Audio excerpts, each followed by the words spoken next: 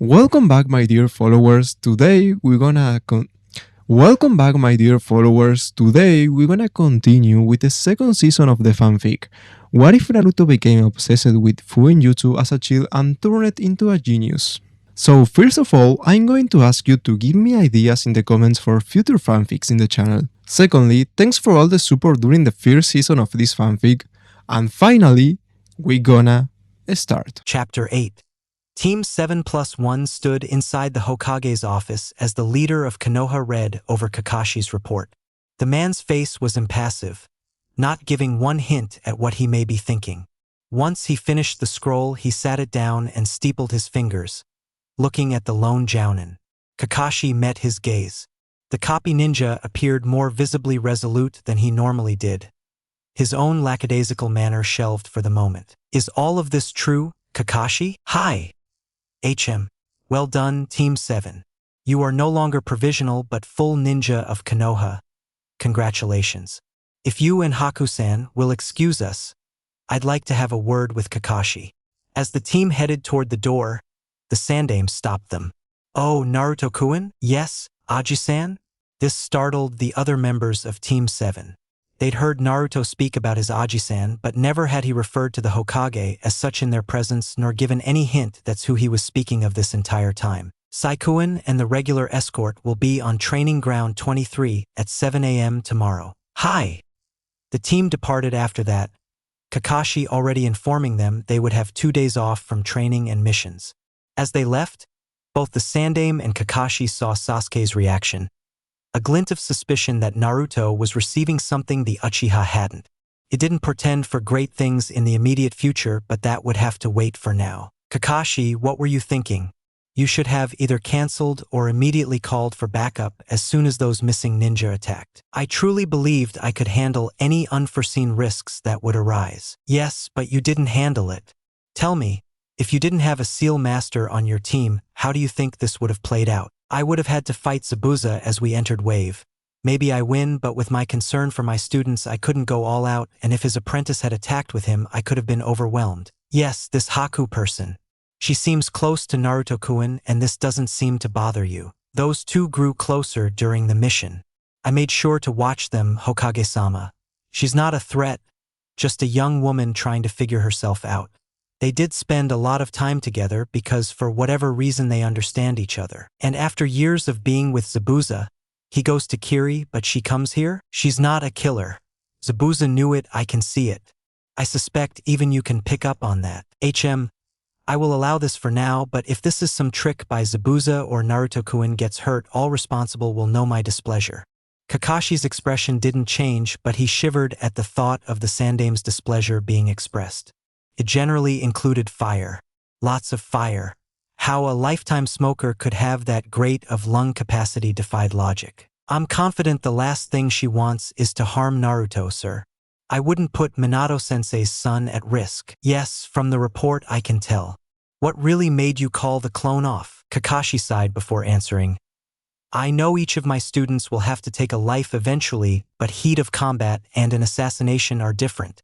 They feel different, and there is generally a reason the former happens before the latter. I don't know how Naruto would handle it, and I think that's the main reason. I couldn't be sure he wouldn't be overwhelmed. I understand, Kakashi.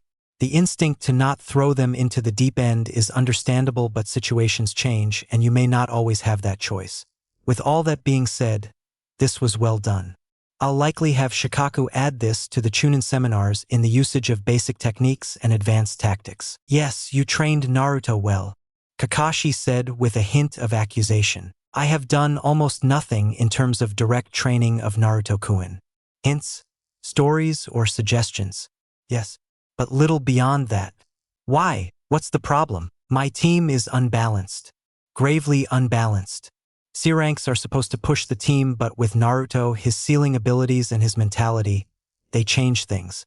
If I allow him to operate at his full capacity, I sideline Sasuke and Sakura.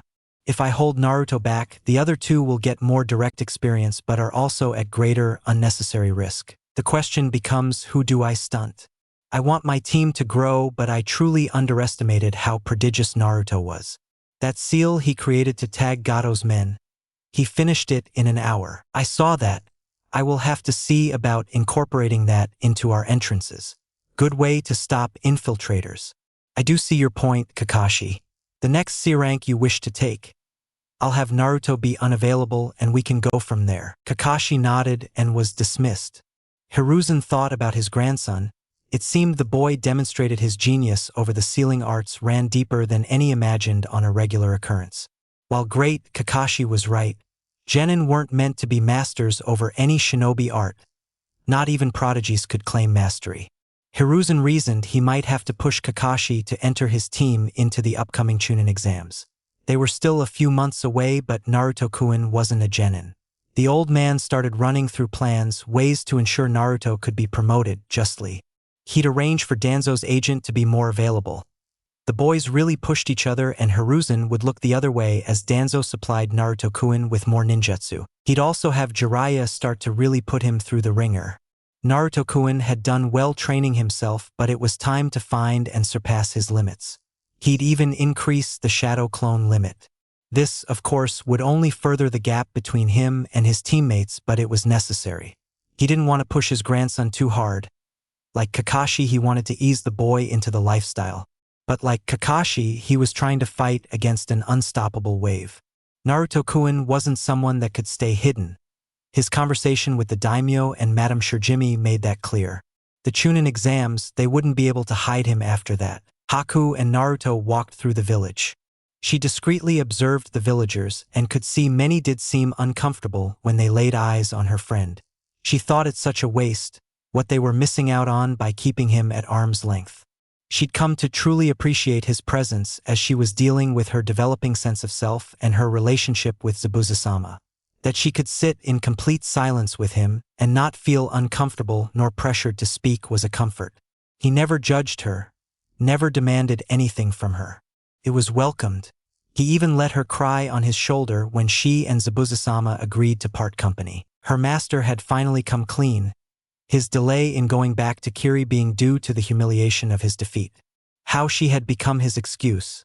Her unwillingness to kill a sign she wasn't ready. He'd used her as a way to not face himself and she'd done the same. It was a difficult discussion, but the first one they'd had as more than master and servant. He decided to return to his home, to fight for it whatever the state of the rebellion was in. It was reflexive, her desire to go with him, but there was another part of her that wanted something different.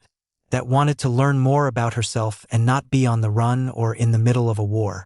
To her shock, Zabuza-sama understood and gave his blessing. That was a week after Gato's fall. After that, she spent more and more time with Naruto when he wasn't on duty. They'd train together, sit on the dock or walk around Nami. When she revealed her bloodline limit, Naruto was fascinated by it.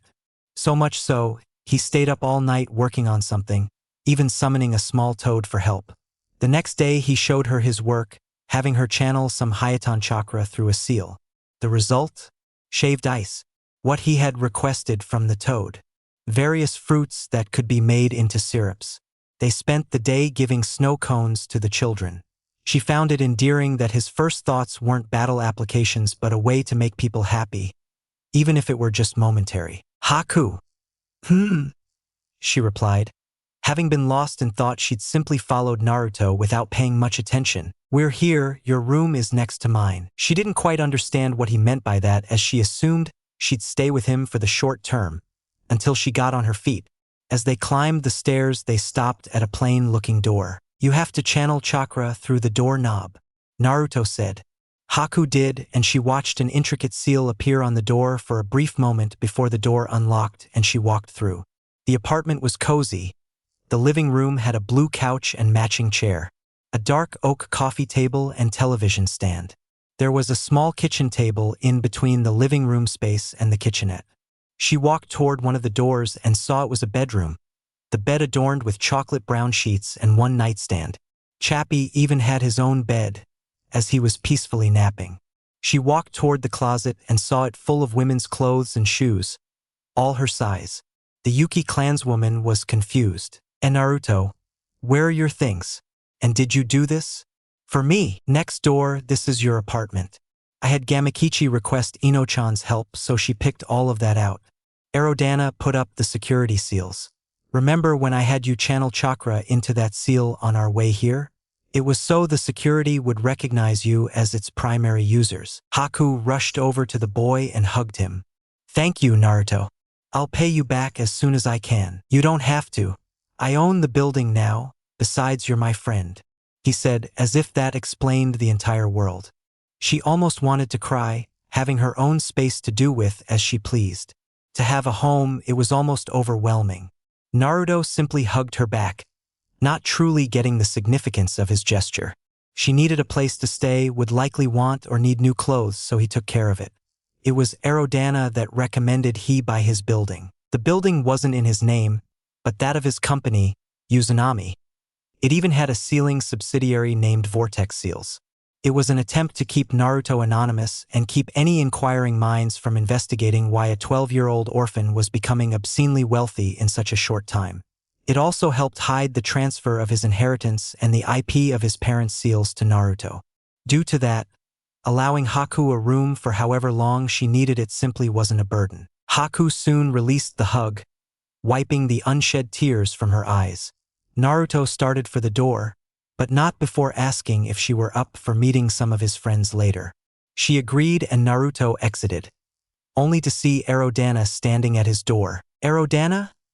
He said and saw the sage lower his head. Gaki, you have to stop calling me that, but you said you were a super pervert in your introduction. Granted, but still, how am I going to get some ladies if you keep calling Master Pervert? Jiraiya watched Naruto stroke his chin. Were you getting ladies before I started calling you that? Why, you little brat? He exclaimed with no real heat, and Naruto cracked a small smile at his godfather's antics. He found the man amusing. I'm here on a mission, Gaki. Someone has some seal work I've never been able to decipher. I want you to check it out, and on the way you can tell me about your first C rank and this enemy Kunoichi you romanced. Romanced? I didn't romance anyone. I think you'd do better with women if you knew what romance meant, Jiraiya. Naruto spoke in response, looking at Jiraiya in mild confusion. I wrote the book on shinobi romance. Your female characters are underdeveloped. I swear, everyone's a critic, Jiraiya said in defeat as the two left the complex.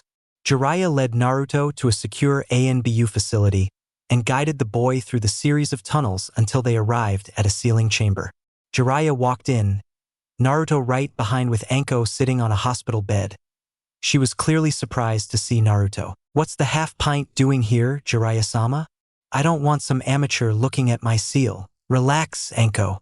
Naruto is a certified seal master, the one sensei was telling you about. The one that invented this? She said, holding up her wrist to show the Fuin bracelet. One and the same. Also, that is a secret, so please don't spread it around. Anko didn't seem sure. She knew Jiraiya wouldn't mess with her. Not about this, but it was difficult to believe a newly minted genin could do something a Sannin hadn't managed. However, beyond her misgivings, she was desperate to be free of the seal, and if the kid could help even slightly, it would be worth it. Okay, Blondie, let's see what you can do. Naruto nodded and then approached. He performed a series of hand signs and then activated his projection screen as he watched the seal decompress. To Anko, it looked as if he were staring off into space, but Jiraiya had seen him assembly and disassembly seals through his projection to know the boy was already at work. Naruto checked over the elements of the seal multiple times. It was a pretty complicated seal, and one of the reasons it was so hard to move, besides having a decent enough compression array, was it immediately grafted itself onto the chakra network. But that wasn't impossible to get around. It was the other elements that had Naruto confused, so when he muttered, "That's not right," he had the two adults in the room interested in what the Uzumaki was seeing. If they'd asked, Naruto would have told them. The seal had a stored consciousness within it, as well as another type of energy that Naruto didn't immediately recognize as chakra. It had limiters placed within the seal to handle aggression as well as muscle activity, as if there was an expected increase in strength the body couldn't fully handle and would break down if it weren't capped in some way. There were some other things in here as well, such as a mild enhancement to one's healing rate and improvements to reaction time and awareness. However, Naruto came back to the limiters and control. Nothing within the seal could account for why they would be necessary or how that other energy was tapped into. There was no array that led to it, but he could tell the seal was meant to respond to it. It was a puzzle and Naruto wasn't happy. The blonde could feel he was missing something obvious, making an erroneous assumption, but he couldn't see what it was. It wasn't located in the seal. He'd been thorough in his analysis. While the seal was triggered by the inflicted chakra system, it only activated it. The seal was wholly complete as is. If it wasn't the seal itself, maybe it was the application. Anko-chan, how was this seal applied to you? I was bitten, she spat. That surprised Naruto. He'd never heard of a seal being applied from the mouth. He started thinking of why that would be. Seals materialized via chakra are generally done so by the hand. Could the bite be significant? Naruto wondered. He activated his diagnostic jutsu on the seal, having up to this point assumed it was either ink or chakra-based.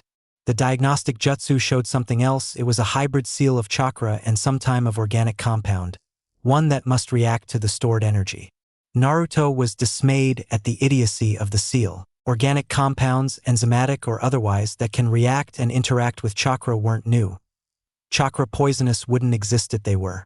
However, there is a reason chakra is comprised of yin and yang. Enzymes can destabilize chakra and the subsequent reactions essentially override the intentional aspects of human chakra.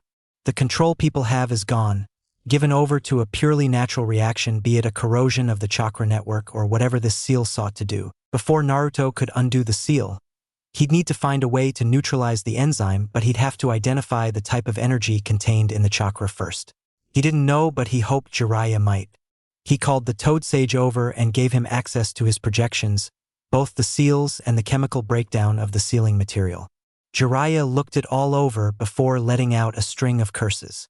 Naruto waited for Jiraiya to finish, but Anko looked nervous, something Jiraiya picked up on. Sorry, Anko.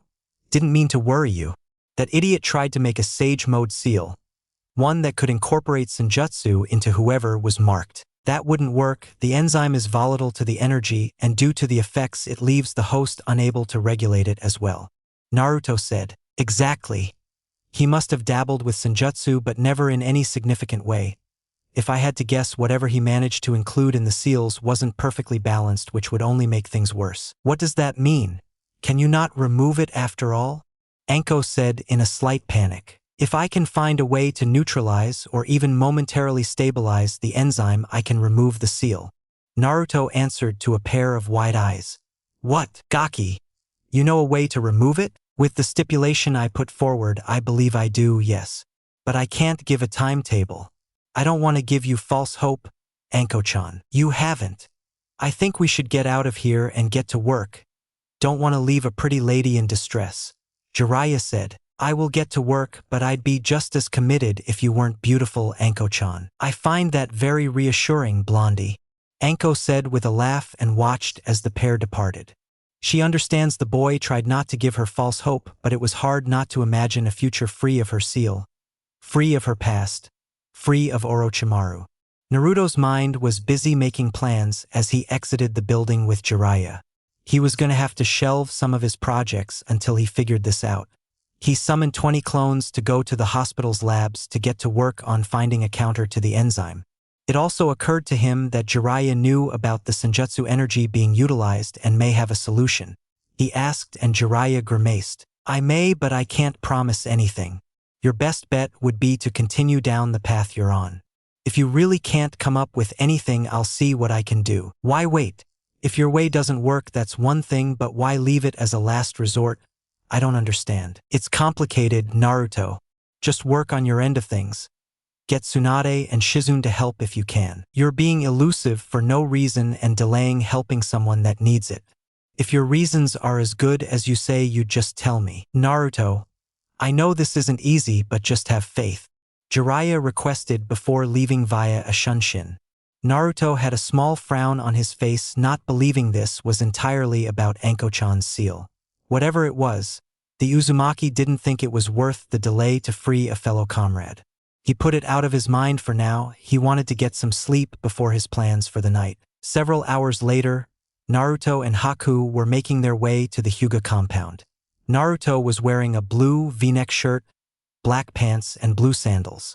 Haku was in an aquamarine floral print kimono with black, low-heel sandals. The two were chatting, Naruto telling her a little more about Hinata and the Hyuga when they saw Ino just ahead of them, looking quite pained.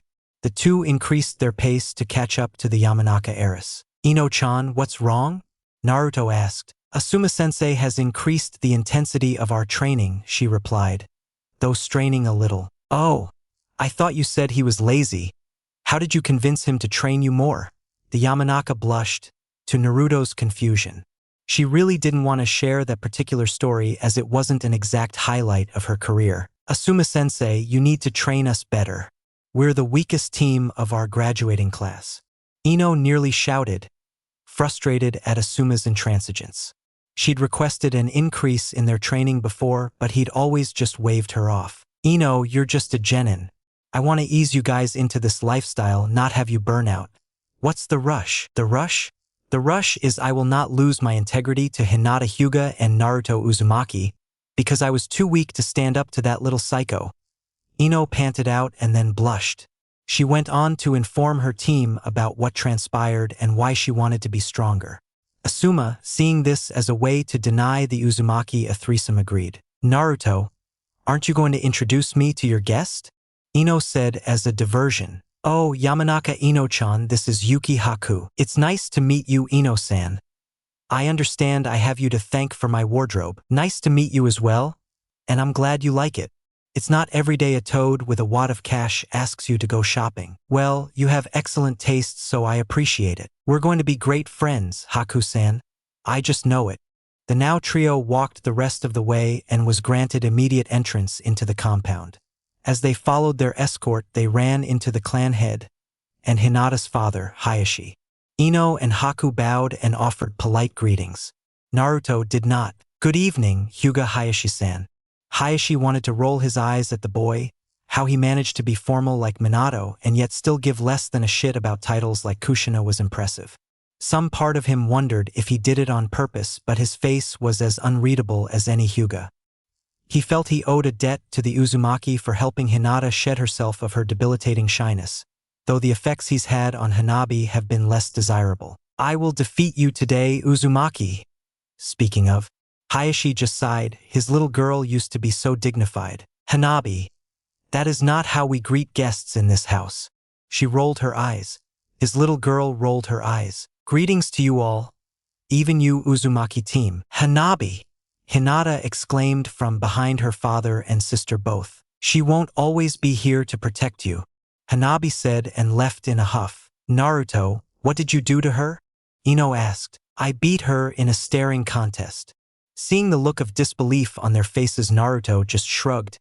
He didn't exactly understand it either. Come this way, dinner will be served soon, Hinata said, and Hayashi watched as the young ninja went into a small dining room. He left them alone, instead choosing to talk to Hanabi about her crass behavior. The foursome settled in and shared dinner while exchanging stories. Ino and Hinata were both curious about Naruto's C rank, neither having been assigned one yet. Naruto relayed the details but made sure to include impressions and other things to make it more interesting, as several books on communication had suggested. He ended his story by focusing on the daughter and grandson of the client. So, she put together a picnic basket for Haku and I, and she hugged me a lot. She was really weird, Naruto concluded, to snickering from all the girls in the room. What, Naruto-kun? She was being motherly, and from what you said about Inari following you, she likely did so because her son found you so interesting. That was motherly? He got a trio of head nods. I guess it wasn't too bad. So, Haku, what are your plans? Ino asked. I honestly don't know. I haven't been able to be safe in one place for so long. I never imagined what I'd do if I did. I want to keep my skills sharp, but I don't know if I want to be a ninja. Without clan affiliation, that might be difficult. What about a reservist? You get the status, but you won't have to actively go on missions unless you want to. Ino suggested, and Haku smiled. That might work. I'll just need to find a job and then I'll be set. You can work with me, Haku, Naruto offered. He did need employees after all. If I did, would you teach me FÜINJUTSU? Naruto held out his hand. I believe we have an accord. No fair, Naruto-kun. You never offered to teach me FÜINJUTSU. Ino whined, only semi-joking. She'd come to know how good Naruto was at the art of sealing and wouldn't mind a few tips. The cold glare from Hinata warned her she may have pushed it too far. "You never asked, Ino-chan," Naruto observed, wondering if Ino had a problem with voicing her desires, as she seemed to expect him to know she wanted things without ever saying it. "She's just joking, Naruto-kun. Besides, with her extra training to protect your maidenhood, she wouldn't have the time." Ino gaped. How did the little psycho know that? The smile Hinata gave her, akin to the cat that eyed the canary, made her uneasy. She did, eventually, relax, and the rest of the evening went by without incident. Haku and Naruto departed first, thanking Hinata for hosting and bidding Ino and she good night. It was only Ino and Hinata left, and both girls felt the need to clear the air. "Ino-chan, I'm not some crazed lunatic. I don't enjoy intimidating you, but Naruto-kun is my best friend and has helped me in ways I can never repay. When you complain about things he hasn't given you, it makes him think he missed something a normal person would have noticed. I won't let you make me think poorly of himself." Ino sighed. She really hadn't considered how her teasing would be interpreted by Naruto. She had come to genuinely like him and had gotten used to how he was, to the point she'd sometimes forget he could be hurt by her being insensitive. "You're right. I do consider Naruto a friend, and I think we can be as well if you stop scaring the hell out of me. I can try, Ino, but it won't work if you think poorly of me." "You mean the psych dash? Like, why do you think I'd share your integrity?" Hinata giggled as she walked back into the compound, Ino staring in horror at the gates before cracking a smile. It appeared while she may not be able to tease Naruto just yet, the Hyuga was down to play. She smiled all the way home at the prospect of having another female friend, not really having one since Sakura and she fell out. Tenzo overlooked his charges as they were engaged in a fearsome battle. It made the longtime ANBU agent smile, recalling his early days of hard training with his peers, pushing each other to be better. The boys' sessions had become increasingly intense, but there was an undercurrent of trust. They never injured each other in any significant way, so them pushing their limits together was fine. It was difficult to accurately judge Sai's full skill set as he was trained by Danzo-sama, but he could tell Naruto was growing by leaps and bounds. Even with his resistance seal still active, the boys were exchange fists with fluid movement. One would strike, the other would parry and counter-strike, only for that to be dodged. Time and time again, it was a ballet of violence. However, Sai managed to sneak in a right hook that sent Naruto tumbling back. The root wasted no time in pursuing his target, but Naruto was not as open as Sai had expected. Sai leapt in with a kick, which Naruto avoided. Sai landed and pivoted, unleashing a roundhouse. Naruto narrowly dodged the attack and the follow-up roundhouse, retaliating with a spin kick of his own. Sai was hit on the chin and sent flying. Naruto came in with a flying stomp, but Sai rolled out of the way, retrieving a kunai as he did. He rushed back in and the exchange of hands continued. Sai came in with an overhead stab. Naruto used his opposite hand to perform a slap block on Sai's wrist, causing Sai's grip to loosen. Naruto slid his hand up and swatted the kunai into the air, continuing his offense by punching at Sai 3 times. The 2 palm strikes landed. The third was interrupted when Sai kicked Naruto away and smoothly caught his kunai. Not stopping his motion, Sai performed a leg sweep, taking Naruto off his feet. The Uzumaki didn't rest, predicting another attack. He performed a handstand and spun away from Sai's offensive, coming to his feet and having taken out his own kunai from his leg holster. The boys were engaging again, sparks from where their kunai met visibly to any that watched. In a moment of improvisation, Naruto jumped at Sai, placing both hands on his shoulders while performing a handstand and continuing to flip over the root ninja. He landed behind Sai and mule kicked him. Sai tumbled forward but was able to meet Naruto's charge and tossed the blonde on the ground. Naruto responded with a kick to Sai's midsection and it backed him off, giving Naruto a chance to attack some more. Sai, mimicking Naruto, performed a side flip over the charging blonde and hit Naruto in the face when he turned to face Sai. Naruto returned with a jumping front kick, clipping Sai in the chin, and then performed a series of hand signs, unleashing a wind-style, great breakthrough jutsu. Sai dodged the attack and closed the distance between Naruto and he, hitting Naruto in the solar plexus, following with a kick to the midsection and ending with his kunai pointed at his downed opponent. Naruto looked up and nodded at Sai, acknowledgement of his defeat, and the root ninja helped up his friend. The two made the seal of reconciliation and then flopped on the ground. Do they normally go that hard? Kakashi asked as he sat beside Tenzo, eye on his book, but Tenzo knew his senpai had seen every second of the spar. It's been escalating as Naruto has improved. Are you concerned about Naruto's safety? No, you wouldn't be here unless Sandame-sama ordered it, so I trust he isn't in any danger. But he is much better at direct combat than I thought. Kakashi mused. He knew Naruto was physically superior to his teammates, but he still assumed Sasuke had the technical advantage. It appeared that was no longer the case.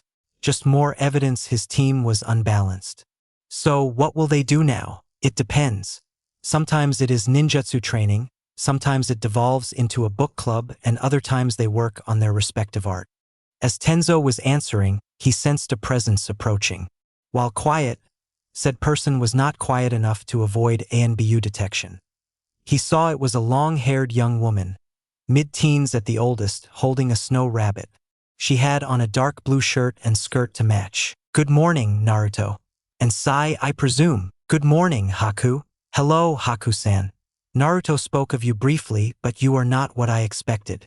Sai said, oh, I hope I haven't disappointed. No, not disappointed. It's just, with Hinata-san, Shizen-san, and Tsunade-sama, I assumed Naruto preferred his women bustier.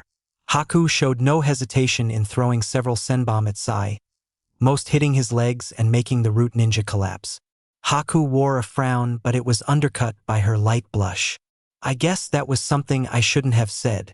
Sai concluded and saw Naruto nod in agreement. Besides, I like Haku's breasts. Haku's blushed increase and Naruto would swear he heard stifled laughs coming from the trees. He just ignored it, carefully moving the senbon from Sai and hoping this wouldn't become a repeat occurrence. Chapter 9. Hiruzen looked at Naruto intently, as if some hidden secret lay just beneath the boy's emotionless gaze. Truly, he was just happy that his grandson didn't ask him another awkward question. He could do without that for a while, though the fact that Naruto was seeking answers from Jiraiya or Kakashi concerned him. However, those concerns could wait for another time. Naruto had requested Hiruzen's advice on something the professor was quite experienced in, teaching. As Naruto explained it, this Haku girl wanted to be his assistant as well as a reservist in the Ninja Corporation. One condition was Naruto would teach her FÜINJUTSU, a reasonable request and a skill that would take years to master. Unless that is, Naruto was also a genius at teaching FÜINJUTSU. Hiruzen didn't know if he should hope he was or pray that he wasn't.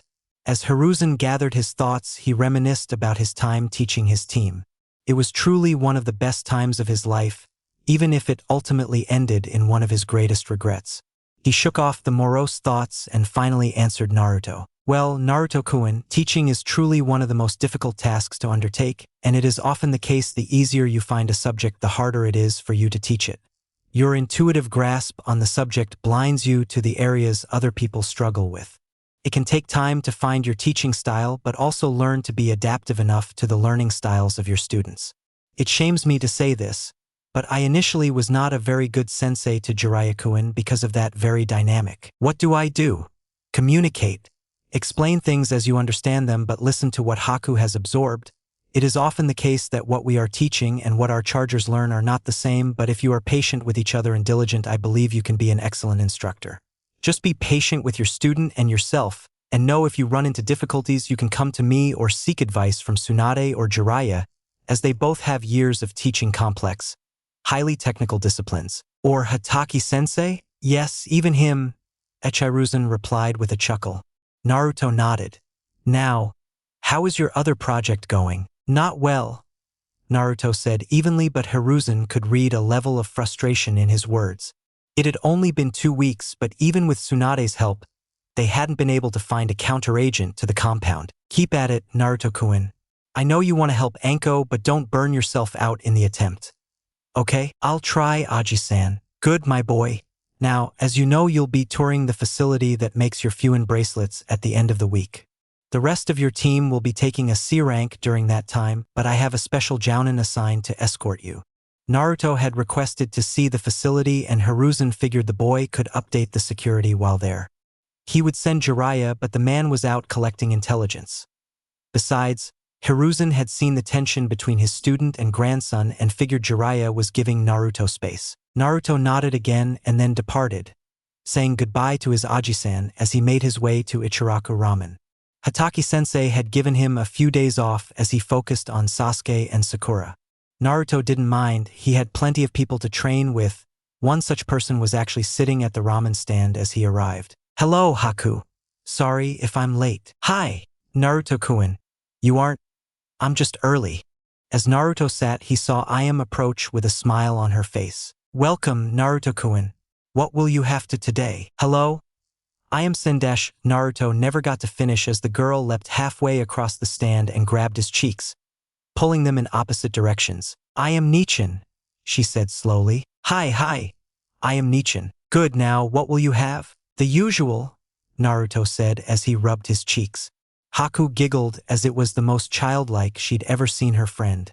It didn't surprise her as Naruto frequented the ramen stand regularly and the young woman before her was also warm and inviting, especially with Naruto. Haku knew there was a story there but would ask later. She just enjoyed seeing Naruto be treated like a normal 12-year-old from time to time. Tsunade entered her office, her mind abuzz. It had been one of several therapy sessions and she always needed time to decompress afterward. It was difficult to fight the regret of not having done this sooner, as it didn't take long to uncover it was more than just the deaths of Dan and Nawaki that weighed on the last Senju. While she did still mourn them and feel like a failure, there were layers to her grief. She often felt like a hypocrite, not being able to move on from their deaths when she was one of the most prolific killers in modern shinobi history. How many lovers and siblings did she take from people? How many grieving family members did she send to the bottom of an endless bottle because drunken stupors hurt less than sobriety? How could she be lauded as a medic with so much blood on her hands? She'd existed in a duality, one most medics after her could avoid. She felt alone in many respects, as the fractured parts of herself were in constant conflict. At least they were before. It was not fast. Healing the mind didn't happen instantly, but slowly Tsunade was finding a way to become whole again, to accept all of her, good and bad. She'd already almost overcome her hemophobia, projecting a return to surgery soon.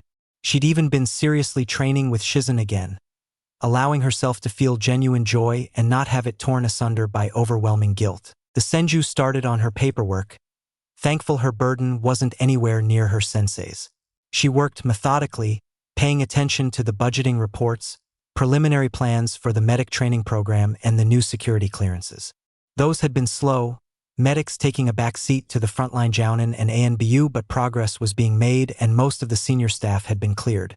Tsunade heard a knock at the door and gave permission to enter. She smiled to see it was Shizun on the other side, with Taunton strutting in at her feet. "I figured you might want some tea before you started your day, Tsunade-sama," Shizen said before placing the mug down on the desk of her longtime teacher. "Thank you, Shizen." "Oink! And you too, Taunton," Tsunade said with a laugh. "How was your session?" Shizen inquired. "Hard but good. I only wish I'd done this sooner. Things could have been different," Tsunade lamented. "Things can be different now. I like to focus on that." "That's very wise, Shizun. How'd that happen?" "I had a good teacher. She showed me what not to do." Har.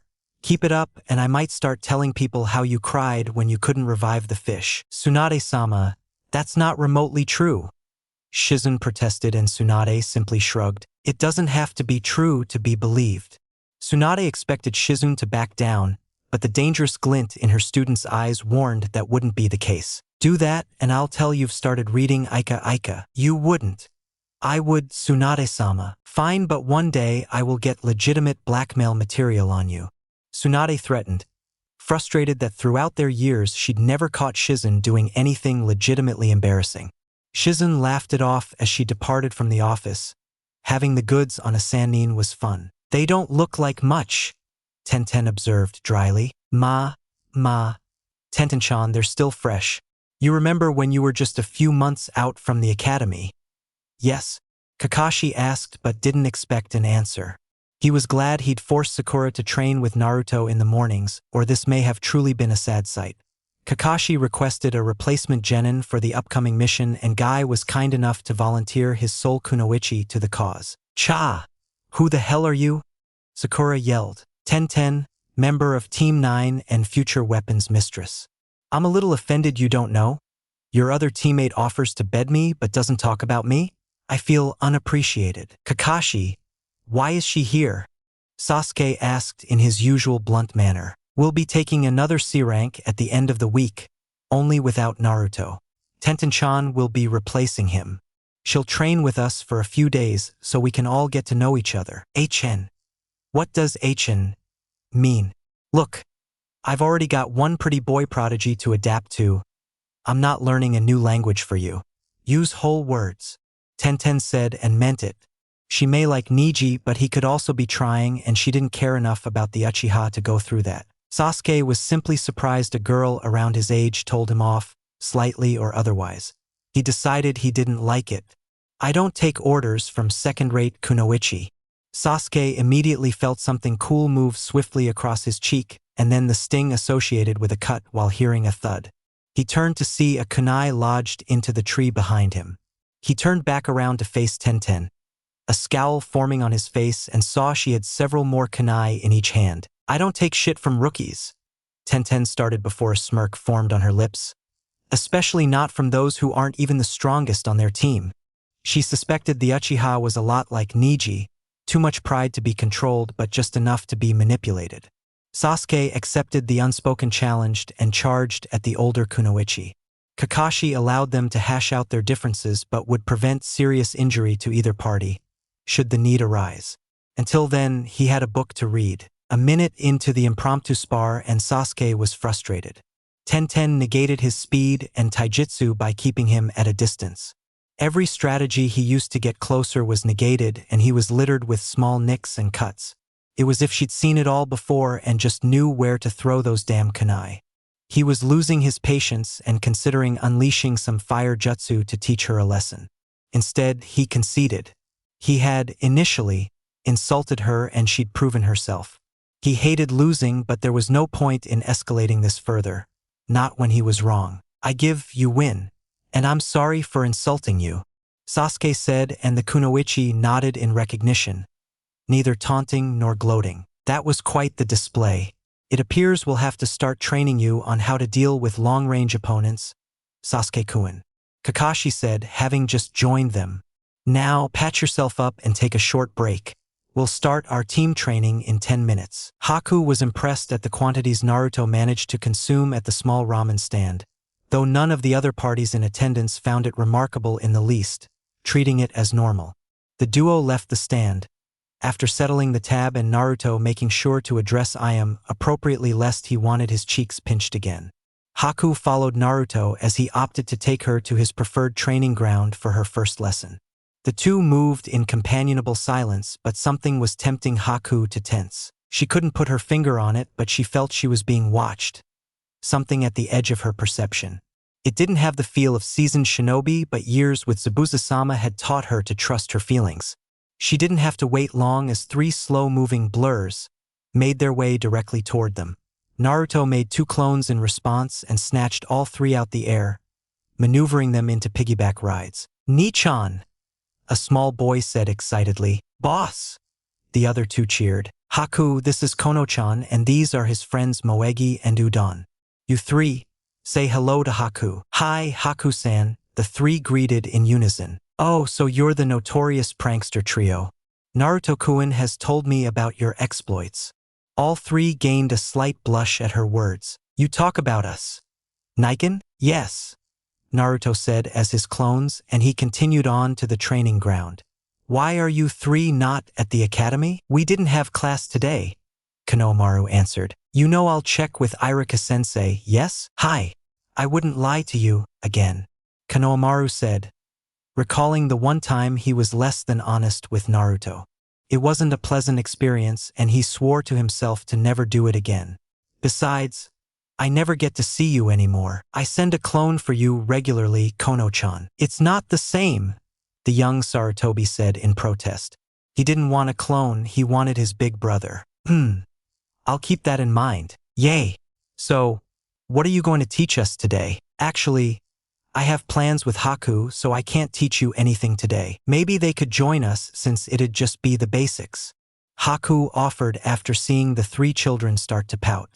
Naruto said nothing as he considered her alternative. I could, but if I'm going to teach you 3 Fuinjutsu, you have to promise me to practice your calligraphy every day and never set off a seal without allowing me to check over it first. Deal, Konohamaru said, answering for the trio. Okay, hold on, was all the warning the kids got as the 3 Narutos performed a shunshin with Haku following close behind. You gotta teach me how to wield those. I ain't gotta do nothing. Please. No. Guys, back me up here. Ino shouted. Team 10 were returning from a C-rank mission. It was a simple mission. Messengers from a private delivery service had been ambushed multiple times along various roadways. Team 10 was supposed to trigger one and gain intel on if someone was selling information or organizing the bandits themselves. Somehow, word got to the party in question as they had far greater numbers for Team 10. While all members had to fight, Asuma dispatched of most of the enemy with his knuckle knives. Ino was instantly enamored and proceeded to request, beg, and plead with Asuma to teach her. He'd been unwilling to do so. Troublesome. I want no part in this, Shikamaru stated. I don't see the harm, Asuma-sensei, Choji replied. See, Choji is on my side. Yeah, don't care. You don't need these. Besides, it is highly unlikely you have a wind or lightning affinity. So what? Ino shouted. She couldn't understand why it was so difficult to get this man to teach her things. She didn't have any offensive ninjutsu yet or defensive. She was getting better with her taijutsu, but this would certainly give her a leg up. Ino, there is no need to rush. Firm up your basics before you start adding on new things, Asuma answered. He saw the Yamanaka start to retort before she stopped herself. How about a bet? A bet? Yep. If in our next training sessions I can beat both Shikamaru and Choji at the same time, you'll teach me how to use those knives. And what do I get if you lose? What do you want? You have to clean my apartment for a month. Laundry included. It's a deal. I have no incentive to participate in this, Shikamaru points out. You only think I'm troublesome, Shika. You want to see what that looks like when I try? Ino asked threateningly. What a drag. Buy me some barbecue and I'm good, Choji added. I'm sorry your lesson got interrupted, Haku. It was fine, Naruto-kun. I feel I still learned a lot even with you helping them. Besides, it's cute how much they look up to you. They do, Naruto asked in mild confusion. I think so, especially Konohamaru. It wouldn't surprise me if he wanted to learn Fuinjutsu simply because he knows his big brother is good at it. But shouldn't he want to do things he's good at? Yes, but sometimes when you care about someone and admire them, you want to do some of the things they do. I'll never be a Kenjutsu user, but my stealth and silent killing skills are due to Zabuza-sama. I wanted to learn the things he excelled at. Oh, was all Naruto could say to that. He could somewhat relate. His Aji-san was his inspiration for wanting to be the Hokage someday, but he just assumed he had to do it his own way. Although the more he thought about it, the more he realized his various sensei weren't just teaching him skills, but the skills they trained hard to perfect, the things they felt were important. So, it's like a legacy? Naruto asked. Exactly, and no matter what you do, a small part of you lives on through your students and their students. Because of you, there may always be people who understand Fuinjutsu as a way for chakra to communicate with the world and not just a method of fighting. I think I like that, Naruto said after giving it some thought. Would you teach me something? I can, but why? Because that way, no matter what, I'll always have a part of you and spread your legacy. That's very sweet, Naruto-kun. Naruto looked back at her mildly puzzled. He wasn't trying to be sweet, but he shrugged. He'd have to ask his Aji-san about that later. The two continued until they reached their respective apartments, both bidding farewell. Haku would spend the day thinking about what to teach Naruto. Naruto would split his time preparing for the new mission and trying to unravel the last mystery of Enko's cursed seal. Green eyes stared into blue, neither blinking. Inoichi was not at all pleased to see the Uzumaki darken his door. That the boy seemed completely unbothered by Inoichi's stern gaze only added to his annoyance, but what put Inoichi over the top was Naruto's answer to Inoichi's question. I'm here for your daughter, Yamanaka Inoichi-san. Oh, and would you like to pay a visit to my wife after you finish up? Inoichi questioned sarcastically.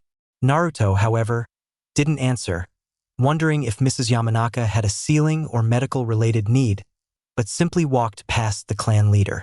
Hinata messaged him saying Ino was in need of assistance, so he came over immediately. Seeing he wasn't going to answer, Inoichi spoke again. Ino is in her room, upstairs and to the left. Thank you, Yamanaka-san, the Uzumaki said before departing to his final destination. When arrived to Ino's room, knocking at the closed door, he was mildly surprised when the door flew open and a near-frantic Ino pulled him into her bedroom and deposited him on her bed. He saw Hinata give a smile, but it wasn't her normal smile, so he didn't know if this was amusing or what. I'm glad you're here, Naruto-kun. I'm in need of assistance and Hinata-chan said you would be able to provide it. I said Naruto-kun might have an idea to help you since your mouth got you in trouble, Ino-chan, the Hyuga corrected. Same diff, Ino replied while shrugging, and then immediately returned to her near-panic state. As Hinata said, "You're my only hope," said declaration caused Hinata to stare at Ino blankly, wondering if the girl had the power to deny reality as she saw fit. Naruto simply sat in silence. Ino, having gotten a little more familiar with Naruto speak, which included a lot of silence and blank stares, concluded he was waiting for her to tell him the actual problem as his presence signaled his willingness to try to help. She learned Naruto didn't state the obvious. Okay, so here's my problem. On our most recent C-rank mission some things went pear-shaped. We handled it, but during combat I saw Asuma-sensei using these knuckle knives and it looked so cool. Of course, I begged him to teach me. I'm so behind. Even Forehead Girl might be getting ahead of me since she trains with you, right? Sakura-san's rate of progress has been within the range of expectation. See, that's totally Naruto-kun speak for that walking billboard is getting stronger. I just want an edge. An ace that no one suspects and it would aid in my taijutsu. These are all good points, Ino-chan. But I don't see how I can convince Asuma-san to train you. Oh, no, that's not what I need help with. I challenged Asuma-sensei. I said if I could beat with Shikamaru and Choji at the same time he'd have to train me and he agreed. The problem is, Shikamaru is sick smart, maybe even smarter than Sakura and you. Choji is a sweetheart, but he's a tank. I could wail on him all day and he wouldn't really feel it. Only Sasuke-kun, Kiba, and you were able to actually hurt him in the academy. Separately they'd be a challenge, but together, I'm totally screwed. I was hoping you'd have some advice or maybe a super seal to win it for me. So what do you say? Want to whip out that ink and paper for your dear Ino-chan? When is your challenge? Naruto asked. 3 days, Asuma-sensei gave us 2 days off and we settle the bet on our return. So, will you help me? Yes. Naruto started, only to be interrupted. Aw dash.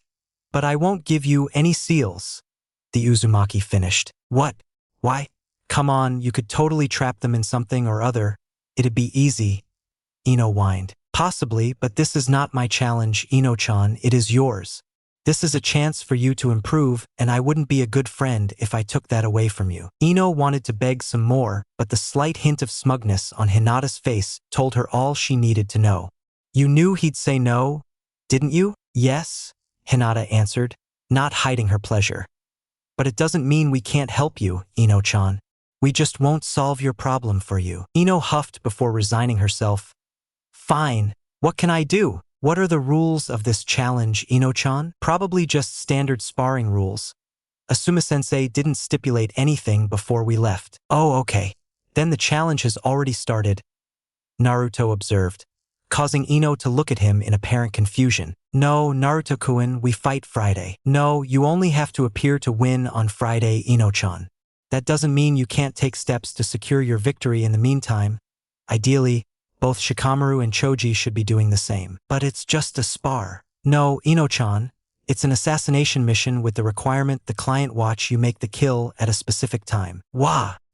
Outside of your agreement with Asuma-san and the laws of Konoha, you are free to act without violating the terms of your agreement. It would be irresponsible of you not to seek every advantage, Ino-chan. As my Aji-san says, if a shinobi finds themselves in a fair fight, they've done something wrong. Ino gaped at Naruto's words, wondering if this is how he thought about things, seeing training through the lens of future missions or the ethics of a shinobi. The statement was brief, but the effects would be profound. Ino felt small and immature, wondering if that was why Asuma-sensei didn't want to train her more. She was too linear, too small in her thinking. She was worried about winning on the day of the spar. It was stupid, the reasoning of an academy student. Of course, he wouldn't want to teach her intermediate skills. She was still pretending to be a ninja. She should have seen the fight as occurring the very moment Asuma-sensei agreed to the bet. And worst yet, she expected her friend to just solve her problem so she could get what she wanted. The Yamanaka heiress hung her head in shame, much to Naruto's confusion. Hinata, however, knew exactly what was happening as she was quite familiar with the looks of shame and self-criticism present in Ino's body language. Ino jumped a little when she felt arms encircle her but quickly eased into the hug. "It's okay, Ino-chan. Of our graduating class, Shino-kun is likely the only other one to come to such a conclusion. We're still learning and you've done nothing wrong. I didn't mean to make you feel bad, Ino-chan," Naruto added. He had thought he was helping but was concerned he might have done the opposite. You have. I'm just embarrassed I've been so immature about this. Could you stay a little bit and help me brainstorm a plan?" Of course, Ino-chan. The trio would stay in Ino's room and listen to her formulate plans, only offering feedback. This went on for 20 minutes before Naruto's eyes briefly glazed over. That was followed by Inoichi storming into the room, red-faced and breathing heavily. The man looked apoplectic. "Get out, you damn brat. Get out right now." The Yamanaka clan head started shouting, only to be cut off by his wife. You leave that sweetheart of a boy alone. Daddy, why are you yelling at Naruto-kun? He's been here the entire time. He was in my bedroom with your mother." The two heiresses turned to look at Naruto, who didn't seem all that concerned about the jounin yelling at him. He assumed his friends wanted an explanation and he didn't mind as he'd only done what Inoichi-san asked on him. As Naruto got to the top of the stairs, he created a shadow clone. If Inoichi-san's wife needed help, it wouldn't do to make her wait.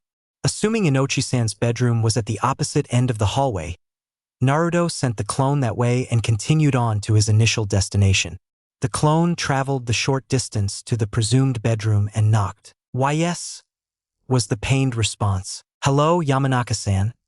I'm Uzumaki Naruto and Inoichi-san requested I see about you." "Oh, to then come in," she responded and Naruto entered. The room was dark. On the light of a dimmed lamp shone but Naruto could see the Yamanaka propped up on the bed, looking on in discomfort.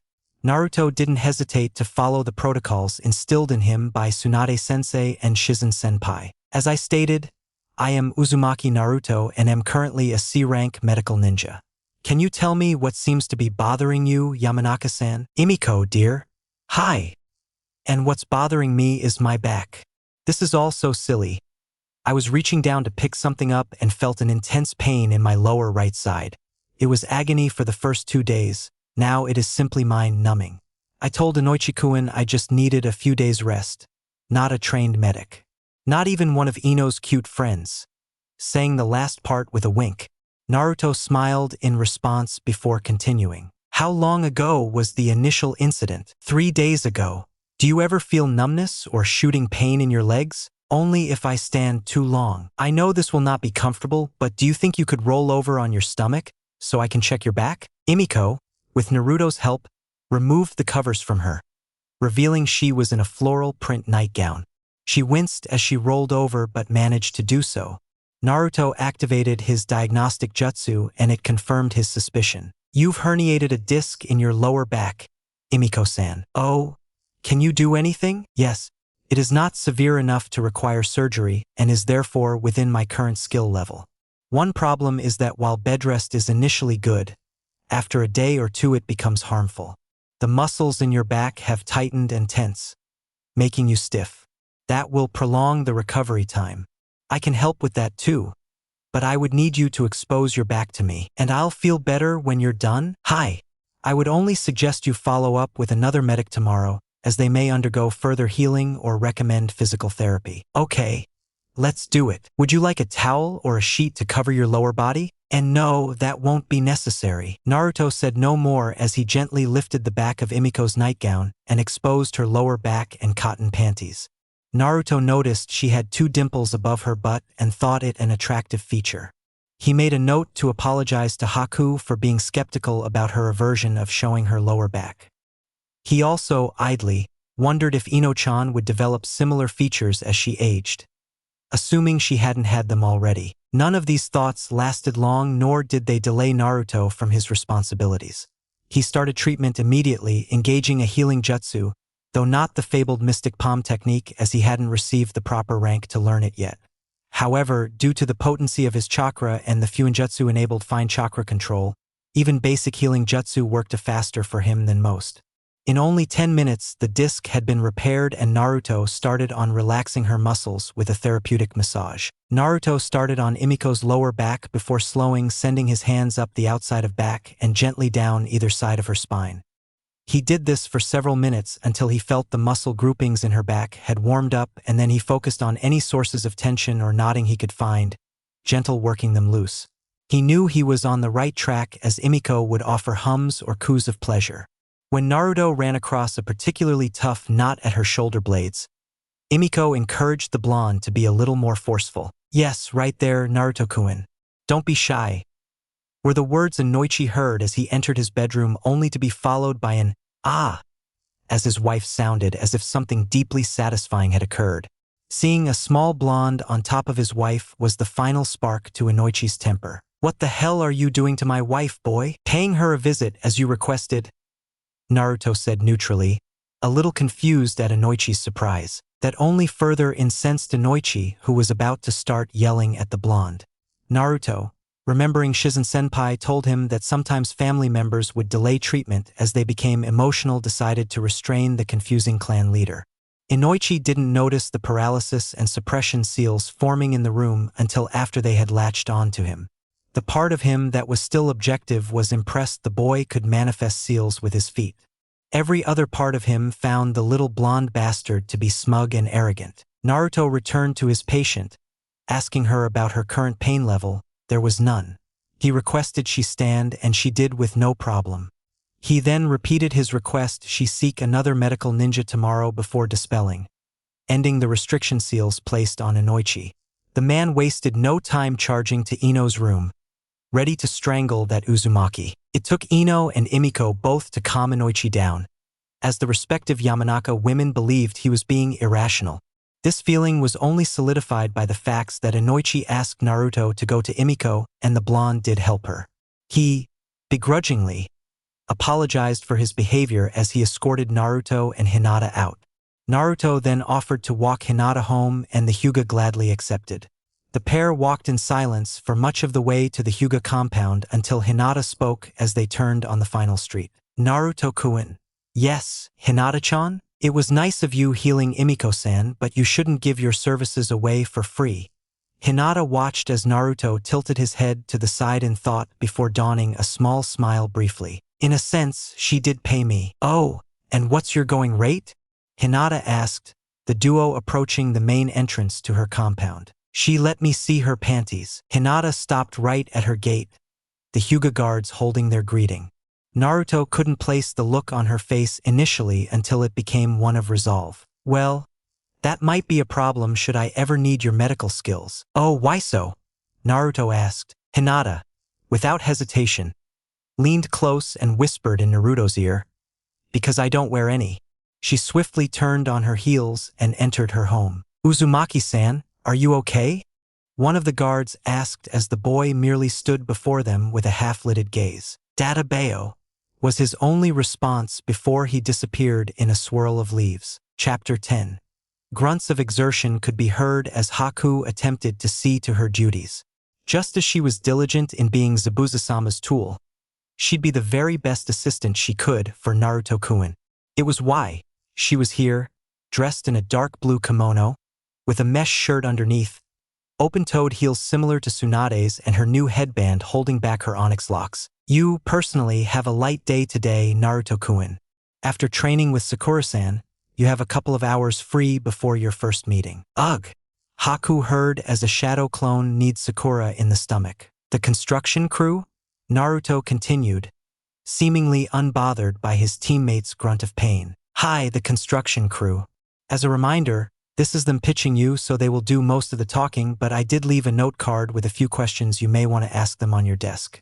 Speaking of, have you considered renting office space? Working out of your apartment may become untenable given what all you do. I plan to have one built during the building remodel, along with a ceiling chamber. Makes sense. The meeting shouldn't last more than an hour. After that, Shizen-san has requested you make a personal appearance to the hospital in addition to the clones you normally send. Not in replacement of. I made sure to ask. Did she give any specifics? No.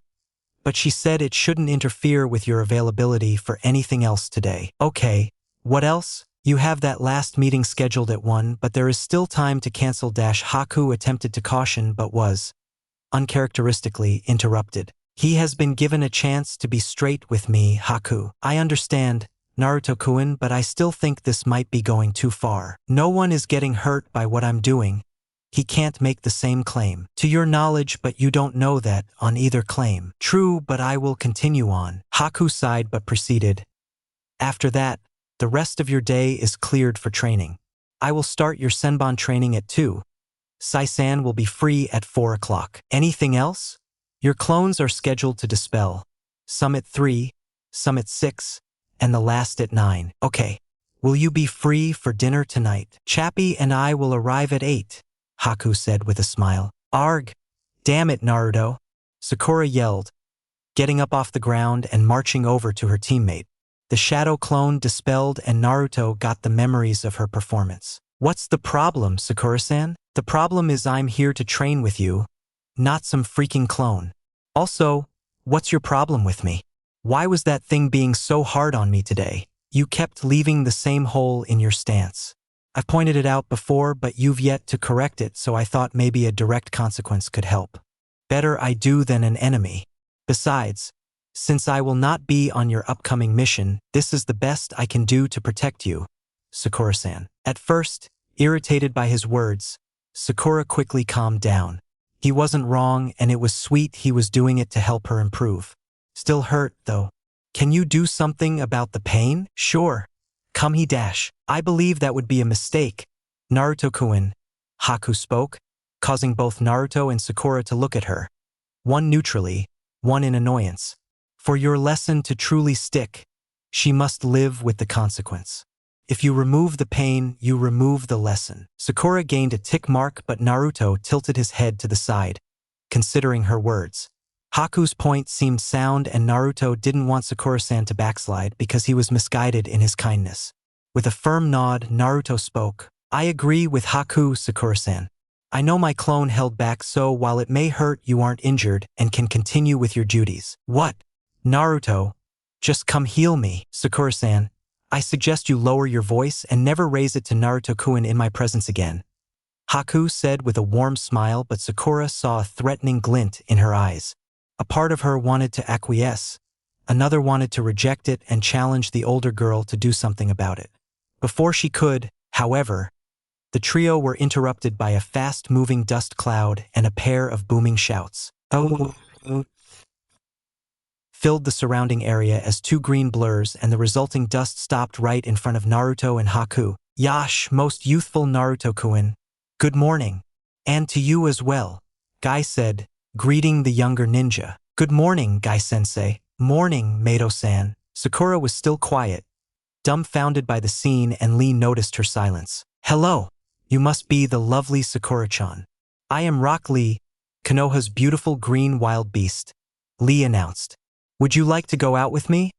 I'll protect you with my life. This is way too much, way too early. I'm sorry, Lee-san. I'm interested in someone else. Lee looked down for a bit before his eyes started burning with determination. Naruto-kun has clearly taken the lead for your heart, and while that may never change, I look forward to showing you my worth. Yash. And no, it's not Naruto. Sakura screamed, shaking in rage. Guy decided to move on before the pinkette dissolved. Naruto-kun, I understand you are not training with my rival this week, as Tenten-chan has temporarily replaced you. How would you like to join us for the day? Guy asked while in his nice guy pose. I, unfortunately, have plans throughout the day, but I am free now. Did you hear that, Lee-kun? We will elevate your flames of youth and Naruto-kun's as well. Let's start with a spirited run to our training grounds and move on from there. I can barely contain my excitement. Guy-sensei, I am exploding with youthful power. What about you, Naruto-kun? Lee asked, adopting his own nice guy pose. I don't feel combustion is imminent, no. Lee dipped his head briefly before raising it again with a blinding smile. This must be the hip attitude you often mention, Guy-sensei. If I had not already selected one, I would accept you as my lifetime rival. Naruto-kun for coolness cannot defeat the flames of youth. Well said, Lee-kun. Let us run like the wind, Yash. Guy took off, Lee close behind, and Naruto swiftly followed suit, catching up to the taijutsu users. The two kunoichi watched the three leave, Haku smiling at the odd exchange and Sakura still confused, until she remembered Haku's last words. Haku-san, do you have a problem with me? Sakura inquired. Yes, she answered swiftly. Naruto-kun was only trying to help you, and instead of being appreciative of his efforts, you berate him as if he'd wronged you. He may not take personal offense, but I do on his behalf. Find a different outlet to vent your frustrations than targeting someone you know won't fight back. I don't do that. Yes, you do. You even did so in Nami, but that stops now. How is any of this your business? He's my teammate, and if he has a problem, he can say so. I'm his assistant and, more importantly, his friend. So, I will repeat, find a better outlet for your frustrations. Yeah. What if I take them out on you? Sakura said in annoyance, only to hear a delicate laugh. You fight like a pillow-fisted gorilla, Sakura-san. You're years away from being a threat to me, Haku said, and then vacated the training ground via a shunshin. Sakura only gaped at the final remarks of the older girl. Soon a fit of burning anger took hold and Sakura abused the nearing training post in response. She'd stay there until time to meet her team. Inara stared intently at a Yamanaka. Yoshino was sure she'd misheard Ino's request. It was quite early and she may not have been fully alert. She was also surprised that Ino had even come here at this hour. That would explain it. Her mind simply hadn't processed Ino's words correctly. There was no way Imiko's little girl was asking her to drug her own child. No way. Ino-chan, I'm not sure I'm understanding you, Yoshino said and heard the heiress huff. Ino had come by early, as Shikamaru hadn't even awoken yet, to speak to Yoshino. While unusual, it wasn't odd as their families had been close for generations and Yoshino was something of an aunt to Ino. I want you to put this, she waved a vial of clear liquid, in Shikamaru's drink tomorrow night. It's a stimulant like really potent caffeine, but that's it. And this is a training assignment? Yes, Yoshino-abakan. I have to be honest, we're the weakest team of our graduating class. I'm trying to push Asuma-sensei to train us harder, but I have to complete the exercise for that to happen. Which is to beat Choji and Shikamaru in a spar at the same time? Yes, ma'am. But as I can't do that straight up. So you'll cheat? Yoshino questioned. Technically, no. This isn't against the rules we stipulated. I'm just taking every advantage to make sure my mission is a success. Ino explained and watched the Nara matriarch nod along. Yoshino considered Ino's argument. While not overly concerned with them being the strongest team, she certainly wanted them to be a strong and solid team. Asuma being more rigorous couldn't hurt, and it would break Shikamaru out of this belief. He only needed to really concentrate on his intellect. The mother in her balked at drugging her own child, but he wasn't a child anymore. If Ino were getting this serious about her career, Yoshino saw no reason to impede her development. I'll do it if you give me a full description of what the substance is and how you got it, Yoshino stipulated, and Ino nodded. She'd spent much of the night distilling the substance after her brainstorming session with Hinata-chan and Naruto-kun. She even had notes and documentation to provide in case Yoshino had asked for it. Ino smiled. Yoshino was going to be the harder sell of the two mothers she had to speak to. She was starting to believe she just might pull this off. Guy watched Naruto exit the training ground as Lee shouted his goodbyes. It was a good session. He'd had both boys drop their weight/resistance seals respectively and come at him. It was quite invigorating, and he was enthused to see how Naruto was improving the base taijutsu style Guy had helped him with. However, Guy couldn't shake his sense of guilt. He'd known from his rival that Naruto was developing into a capable taijutsu practitioner and the current best of Team 7. Guy hatched a plan to get Naruto to train with Lee and to put the young Uzumaki in a position not to hold back. Lee was a humble boy, but his tunnel vision regarding Neji was bringing about an unintentional arrogance as he solely compared himself to his chosen rival, blinding himself to the other challenges around. It worked. Lee saw that there was someone his age that could compete with his speed and strength. He hated using the blonde in such a way but hoped the experiencing of fighting an elite jounin was, at least, close to a fair exchange for his time. While Guy was attempting to alleviate his guilt, Naruto was headed back to his apartment. He needed to shower before his meetings and wanted to send a few clones to the archives. He rather liked the unusual pair of beasts and wondered if Sai wouldn't mind having Lee join them from time to time. He wasn't surprised Lee was so fast, as he had no basis to gauge the boy's abilities, but knowing there was someone comparable to him did give him a little motivation to increase the intensity of his workouts. He really liked that he got an example of many of the basic strikes and stances of the Gukken style. He'd improved his memory recall seal so projecting the fight and incorporating elements of the style wouldn't be too difficult even if it was more rigid than his nascent style was. Before he cleared Team 9's training grounds, he crossed paths with Neji, who looked especially irritated when he spoke. "What are you doing here, Uzumaki?" Naruto simply looked Neji in his eyes for several moments before giving his answer. "Leaving." He then continued to walk away, wondering how the alleged prodigy couldn't pick up on something so obvious. Neji took the answer as a dismissal and it only agitated him further. "You would do well to speak properly to your betters," the Hyuga spat. Naruto turned to him, considering his words. He did have a point as Aji-san had stressed the value of politeness, which is something he then taught to Kono-chan. However, the phrasing of betters left him perplexed as Naruto hadn't known of some objective ranking system, but he felt he should, at least, acknowledge Neji's attempt at good advice. "If I find some, I will," and continued on his way. The second, to Neji, dismissal only soured his mood further, and the shouts from his sensei and teammate hadn't helped. He swore he'd teach the blonde a lesson one day, if for no other reason than to tear down the source of Hinata's support. Fate demanded as much. Naruto, paying the bitter Hyuga no further attention, swiftly made his way back to his apartment. He had about an hour and a half to shower, change and eat before he'd hear the first bid for his redevelopment project. While, theoretically, Naruto could simply task clones to do the work once they learned how it would not do good for his company to have no employees or contractors on the books. The blonde Uzumaki was excited about the redevelopment. While much of the apartments wouldn't change, Naruto wouldn't incorporate some amenities to attract more renters. He wanted a small grocery store at the ground level and a laundry service as well. He was going to establish a small private training area behind his building and a secure hot spring. There were some other ideas, but he mostly wanted the ability to expand or add as he chose, so the construction would be additional structures to the existing apartment complex.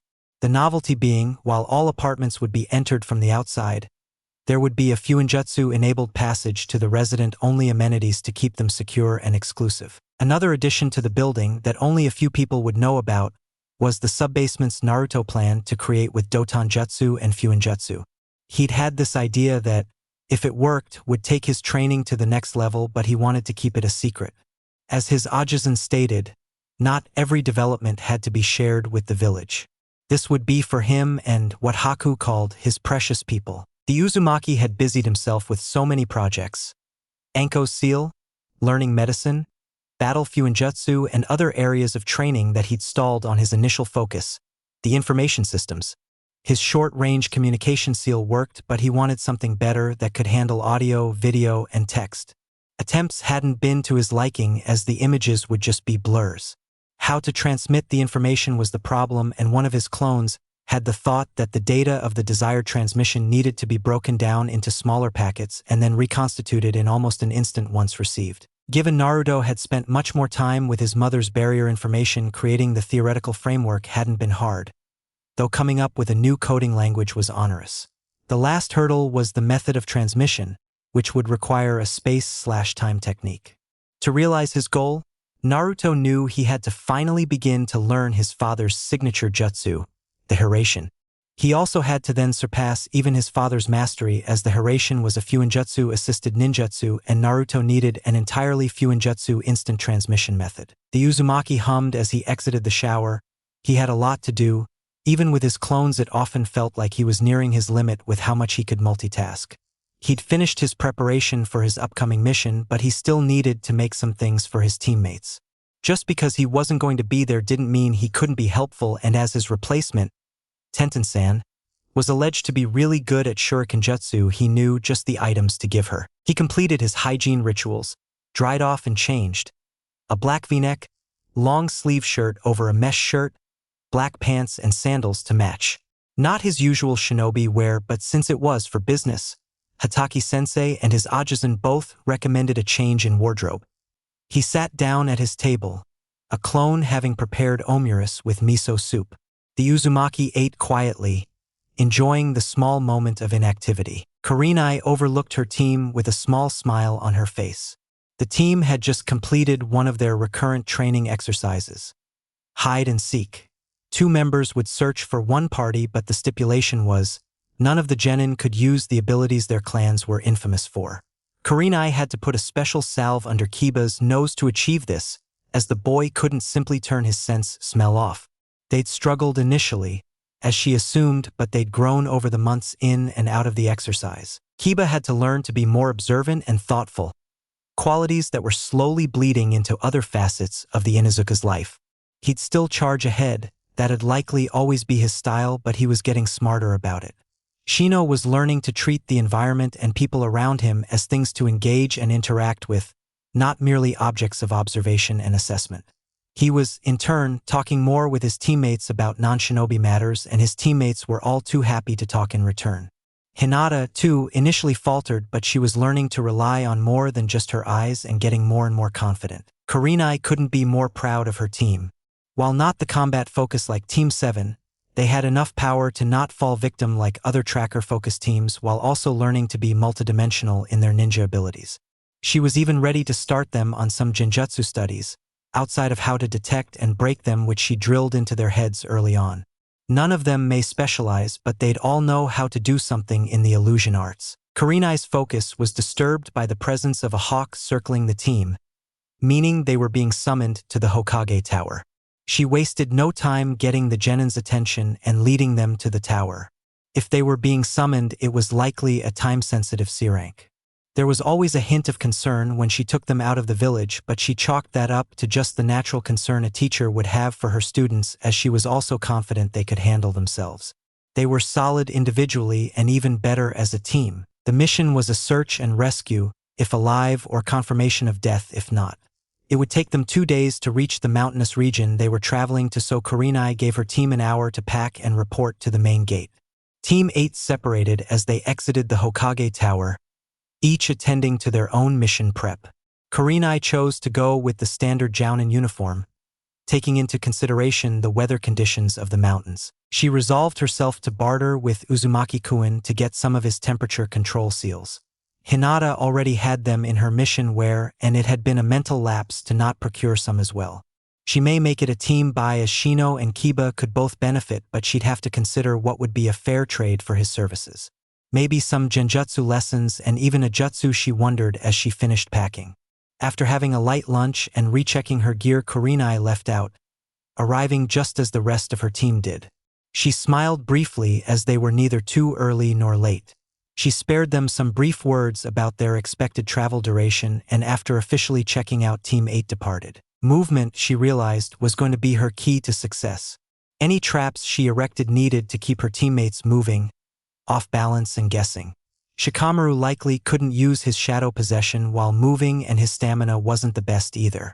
He also didn't strategize the best when on the back foot, situations not in his control.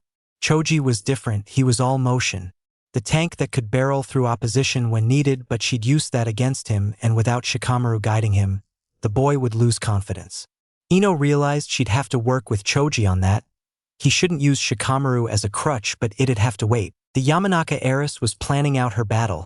That is why she was currently in her team's training grounds. She wanted to get a real feel for the area, looking at it through new eyes. She wouldn't put up any of the traps until tomorrow night just in case, but it was good to have a working schematic now. After getting Choji's mom to agree, Ino didn't feel as confident as when she left Yoshino. It was starting to feel real now. She had a brief moment of doubt as she wondered if she really could do this on her own, outside of the help she'd be receiving from her surrogate aunts. Ino immediately shook away those dark thoughts. She knew how many saw her, the vapid, fangirl heiress, the girl that would rather gossip than train. While some of those things were true, she was a sincere and vocal admirer of Sasuke. She wasn't some dimwit. She's been the one requesting more training, pushing her limits. She's the one trying to diversify her skill set. She had to win. This single victory wouldn't change people's perceptions of her, but she could start with Asuma-sensei. She could prove she wasn't just playing ninja, she was serious. From there, she didn't know, but she had people to help figure it out. The Yamanaka simply knew she'd only accept the best from herself and push her teammates to do so as well. Two blondes sat in the observation deck of a surgical suite overlooking a team perform. From above it looked so orderly, a choreographed dance that belied the split-second decision-making and potential consequences should one misstep. Tsunade wasn't concerned, though. She trained Shizen well and had absolute faith in her longtime apprentice. Her visible discomfort was only due to the remaining vestiges of her phobia. Watching surgeries were to be an immersion therapy, a way to safely confront the symbol of her deeper issues. Tsunade hadn't told Naruto she had hemophobia, and he never inquired as to why she wasn't performing surgeries. He was, however, a very observant boy, and while he may not understand a lot, he does know the signs of discomfort and the periodic flinching of Tsunade's shoulders. Recalling some advice he read in a book once, Naruto simply reached out and held her hand. He missed the small smile she donned at his gesture, his focus having returned to the surgery. Being a combat medic is like fighting a war on all fronts. Time is against you, your conditions aren't sterile, and you often have enemies to worry about.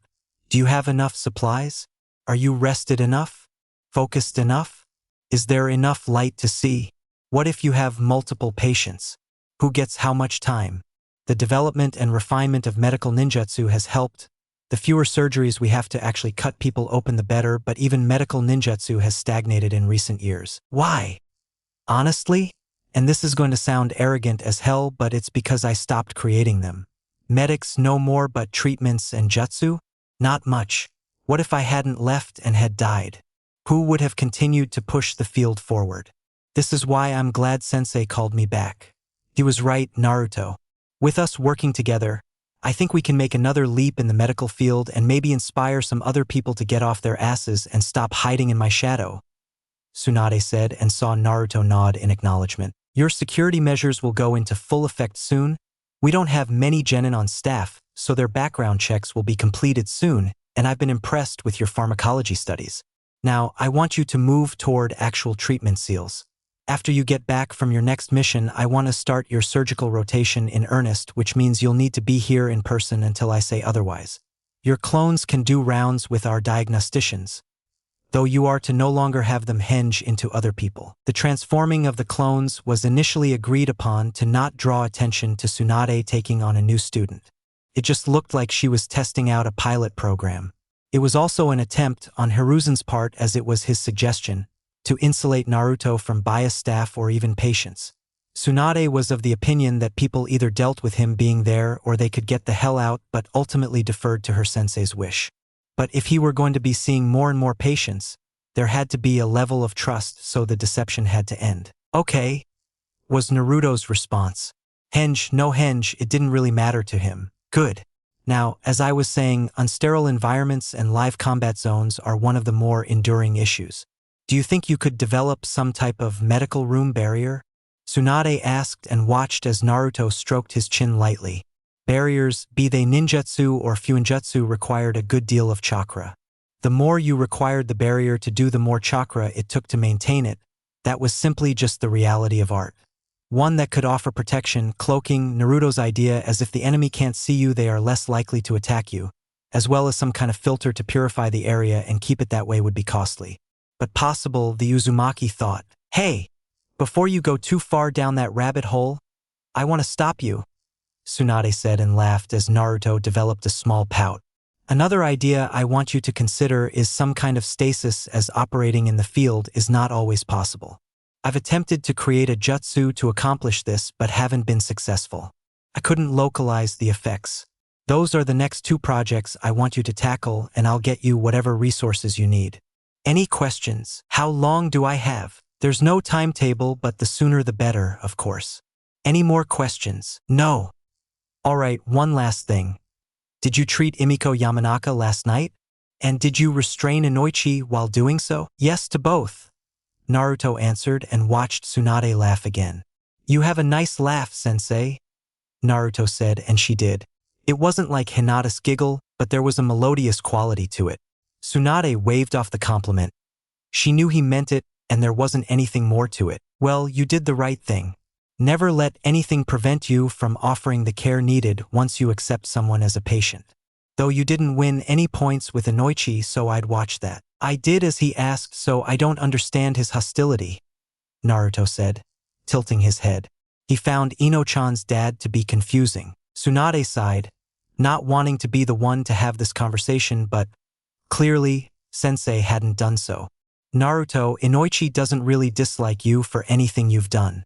It's because you're a boy who has the attention of his daughter. He thinks you have feelings for her and that it's his job to protect her. I do care about her, I told her as much. I don't see how that's his concern. Tsunade looked mildly surprised at the boy's honest admission but recovered well. Why that is his concern is a very long, complicated, and frankly sexist discussion, and you should ask sensei if you want to know. What's important here is that Inoichi doesn't dislike Naruto Uzumaki. He dislikes Ino's male friend, she offered, and Naruto tilted his head in the other direction. In another situation, Tsunade might find it adorable. So, any boy who may show such interest in Ino-chan may receive a similar reaction? Yes. And you admitting that you care about her didn't help matters. I didn't know you shouldn't do that. Not until Hinata-chan told me. I don't do it anymore. Well, that's progress, I guess. But you shouldn't be friends with girls just because you want something from them, Tsunade admonished, realizing being a sensei to a boy was going to be hard. I'm not, the two are unrelated. I didn't know Ino-chan and I were friends until after I told her how I felt.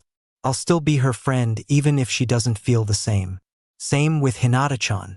I wouldn't stop learning from you and Shizen-senpai just because neither of you wanted to spend time with me. That'd be weird. Naruto replied as if he were stating the obvious. Tsunade amended her last thought. It wasn't going to be hard, but incredibly hard. I don't know what to say in response to that, so you can leave.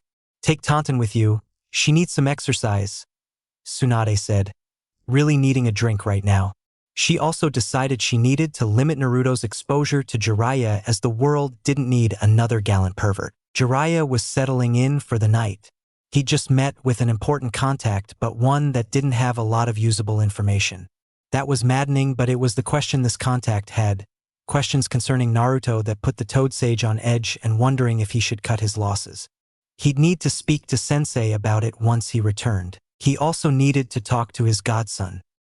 He drug his feet on Anko's cursed seal, and he knew Naruto was losing patience with his lack of help. He should just explain his reasons and hoped the boy would listen. The kid seemed rational, but the thing about adolescents is that their irrationality flares up at the worst times, even among prodigies. But to delay any further was risking his relationship, and he couldn't allow that, not at all. The large man sighed as he kicked off his geta and got into bed. He was mildly surprised to see a messenger toad appear with a missive from Naruto. The Gaki hadn't contacted him in such a way before, but he was glad Naruto was getting familiar with all the toads. He unfurled the scroll and read the contents quickly before unsealing some documents contained in a storage seal at the bottom. He looked at the messenger toad, then back to the scroll, then the toad again before exclaiming, "What the fuck is this?" Jiraiya's surprise was understandable given the message contained therein. He couldn't believe what his godson had done. He was gonna wring that brat's neck and yell at Sensei for allowing him to grow up like that. Jiraiya read the scroll one last time to make sure he wasn't losing his mind. Jiraiya, my calls for assistance have gone unheeded and I have yet to be given a reason as to why. In an effort to obtain your acquiescence, I have bought your publishing house. Within the storage seal at the bottom are the copies of the sales agreement and other official documents. Until you render the aid, I need to help Mitarashi Anko-chan or explain fully why you have not no new copies of existing Ika books will be printed and all future editions will be shelved. If you try to break your contract, which I now own, I will sue in the courts of Fire Country. I await your response. Uzumaki Naruto, Chapter 11. For Jounin sat in a dimly lit bar. One looks exhausted, one bored, one anticipatory, and the last looked quite youthful. The quad of notable Jounin sensei were all waiting for the guest of honor to arrive, but as said guest was delayed, they'd started the party early. All noticed how tired Asuma looked. Well, tired and frazzled, as if he'd been having a difficult last few days. Guy was the first to remark, "Your youthful flames need replenishing." Asuma grimaced at Guy's booming voice but couldn't deny the observation. He wasn't feeling the least bit youthful. "I'll be fine. Although if any of you is interested in trading kunoichi, I'll gladly consider it." Kurenai frowned at Asuma's statement, having learned a little about Ino from Hinata. She was under the impression the Yamanaka heiress had been taking her training and vocation more seriously. She didn't get a chance to voice it, as Kakashi beat her to it. "What has Ino done? Naruto talks about her often, and she doesn't seem all that bad. 5 days ago I would have agreed with you. She was just an eager genin wanting to learn new things and train to be better than the girls of her generation. What happened to change that? Well..." The Sarutobi was surprised to see Ino there so early. She looked calm, ready but entirely too calm. He labeled it youthful overconfidence and didn't think too much more about it. The pair stood in silence after a brief greeting. Minutes passed and the boys were bordering on late. Asuma bit onto an unlit cigarette as he watched the final 2 members of his team arrive. He could tell something was off. Choji had a thin layer of sweat forming on his face, and Shikamaru looked not just lazy but actually tired. He knew they weren't the hardest workers, but they were both pretty fit for genin, so that confused him. Ino, however, remained composed as she stood across from them. "Alright, this is a friendly spar, so no death blows and no maiming. Anything else is fair game. Any questions?" His students all shake their head in the negative, so he gives permission. "Then you can begin." "We quit," Shikamaru said, stopping Ino in her tracks. "What do you mean you quit? You haven't done anything yet," Asuma barked, truly disappointed in his shinobi. "I don't know how, but Ino poisoned us. Ion can barely think and Choji is already breathing heavy. This is too troublesome." Shika finished before he flopped on the ground with zero grace, Choji following right behind him. Asuma absorbed Shikamaru's words but couldn't fully comprehend them. He knew what each word meant separately but together. Ino didn't really poison her teammates to win a bet, did she? He turned to his lone kunoichi and saw her donning a large smile. "I did it, Asuma-sensei. I even understood the secret lesson." "Secret lesson?" he asked while quirking an eyebrow. "Yeah. You wanted me to treat this as an assassination mission. That's why I had Shika's and Choji's moms poison them both and got blackmail material on Choji." Choji grimaced at that but didn't have the energy to protest it. He'd live in fear later, he needed a nap. "What?" he yelled internally but said, "Good job, Ino." Asuma would spend the next hour talking to Ino as she undid all of her unused traps, from pitfalls meant to sprain ankles to tripwires that triggered all manner of projectiles. She even had explosives and flashbangs prepped. Once finished, he walked her through some beginner moves with his knuckle knives. They were a poor fit in her smaller hands, but he resolved to have her measured for her own pair. A deal was a deal. She really had her teammates poison the night before a spar? Kurenai asked in mild disbelief. "Yep." "To win a bet?" she pressed. "To complete a mission," Asuma corrected.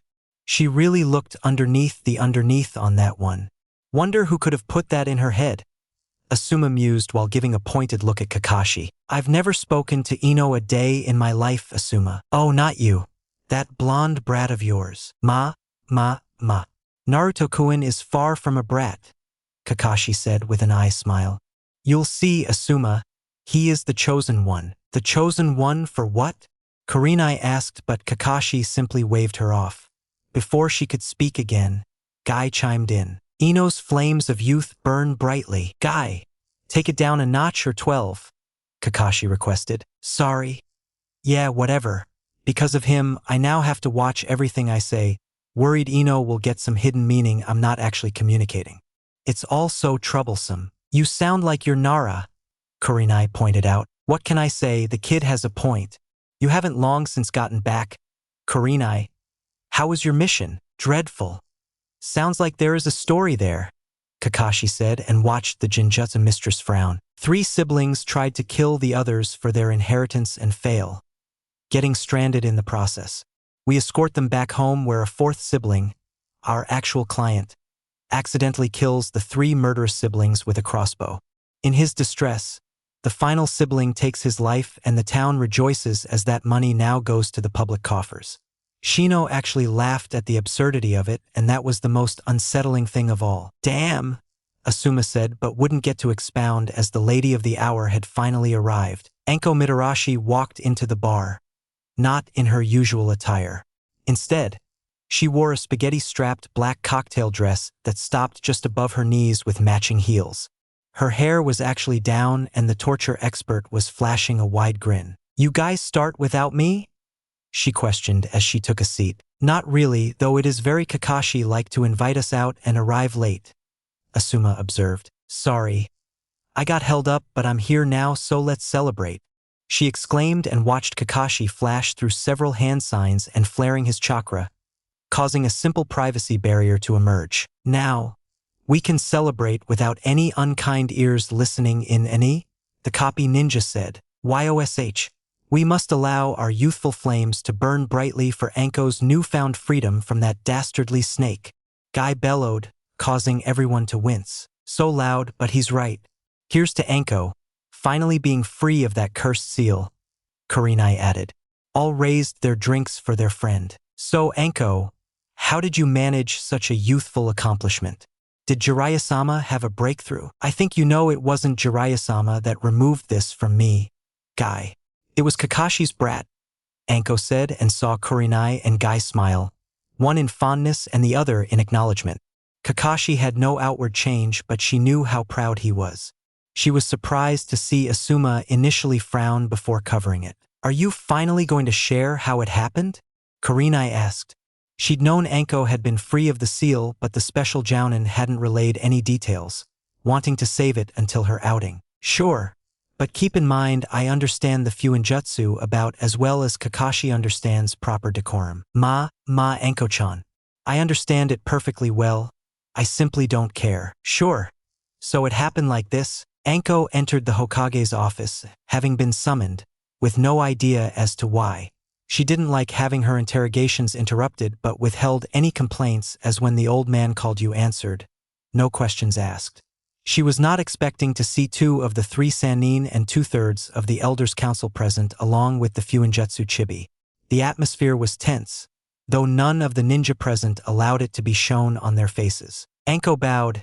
Hokage-sama, she offered neutrally. Thank you for your prompt arrival, Anko-chan.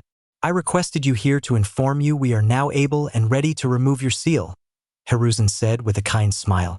Anko allowed herself a small smile but no other show of the elation she was feeling. When can it be removed, Hokage-sama? Now, a decidedly younger voice said. Now? She asked in surprise, but the blonde never took his eyes off the Hokage, so she looked back at the village leader and saw him nod. Well, now seems to work. Is there anything she needs, Naruto-kun? To go home and shower. Removing the natural oils of the skin helps the ink adhere to the skin. Also, a list of preferred foods and drink.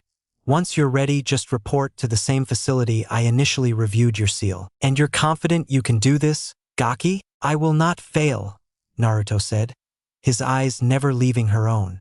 She nodded and departed, thankful for the run home to help remove some of the giddiness she was experiencing. Anko took her shower, being thorough just to make sure nothing would go wrong. 30 minutes later, she was entering the ANBU facility and saw the chibi outside the sealing chamber, informing her it was a clone and taking her food and drink order before disappearing into the tunnels. Once she entered the sealing chamber, she saw various symbols drawn on the walls and one table awaiting her, along with the chibi and Tsunade-sama. Hey! What's Tsunade-sama doing here and where is Jiraiya-sama? While we are confident we know how the seal will react, we don't know how your body will. I am here to ensure any complications that arise can be seen to immediately. As for Jiraiya, he is not needed. I have walked him and 2 other adept seal users through my designs and each have cleared its use. Would you like me to walk you through the process? Anko-chan? Yeah, sure. The main array will consist of 3 layers. The first is to remove the independent consciousness, sending it to a pocket dimension that will implode with said consciousness. The second will siphon off that energy contained within the seal into an independent storage seal. Lastly, all other functions will be dismantled and the seal will be unraveled. Anko listened intently to Naruto's words, nodding along, but something occurred to her. You said the main array. Is there more? Yes. I will graft a partial supplementary chakra circulatory system onto yours. It will be how the seals for the errant consciousness and the unstable energy will be removed. I also have developed seals that will keep your body still and relaxed. The calmer your chakra flow is, the easier this will be, and stillness will aid in that. Finally, Tsunade-sensei will use medical ninjutsu to anesthetize you, but if you should need to awaken immediately, I have a seal for that. Okay, that's a lot. But how did you manage it? We were alerted to a substance that can produce a special kind of chakra ink. It will make it possible to trigger the seal in a controlled way and ultimately remove it, Tsunade answered. Anko nodded at the small blonde again. What do I need to do? You have to remove your clothes so I can paint the seal, Naruto instructed and then stepped out of the room. Why did he bother to leave? He's going to see it all anyway? Anko asked and watched the slug Sannin shrug. It's pretty standard at the hospital to give your patients some privacy. Being naked and getting undressed in front of someone can feel decidedly different. Oh, when he called you sensei? Yep, he's my student for the time being. Kid is going to give me a complex. I really need to up my training, Anko said, removing the last of her clothing. She was considered talented.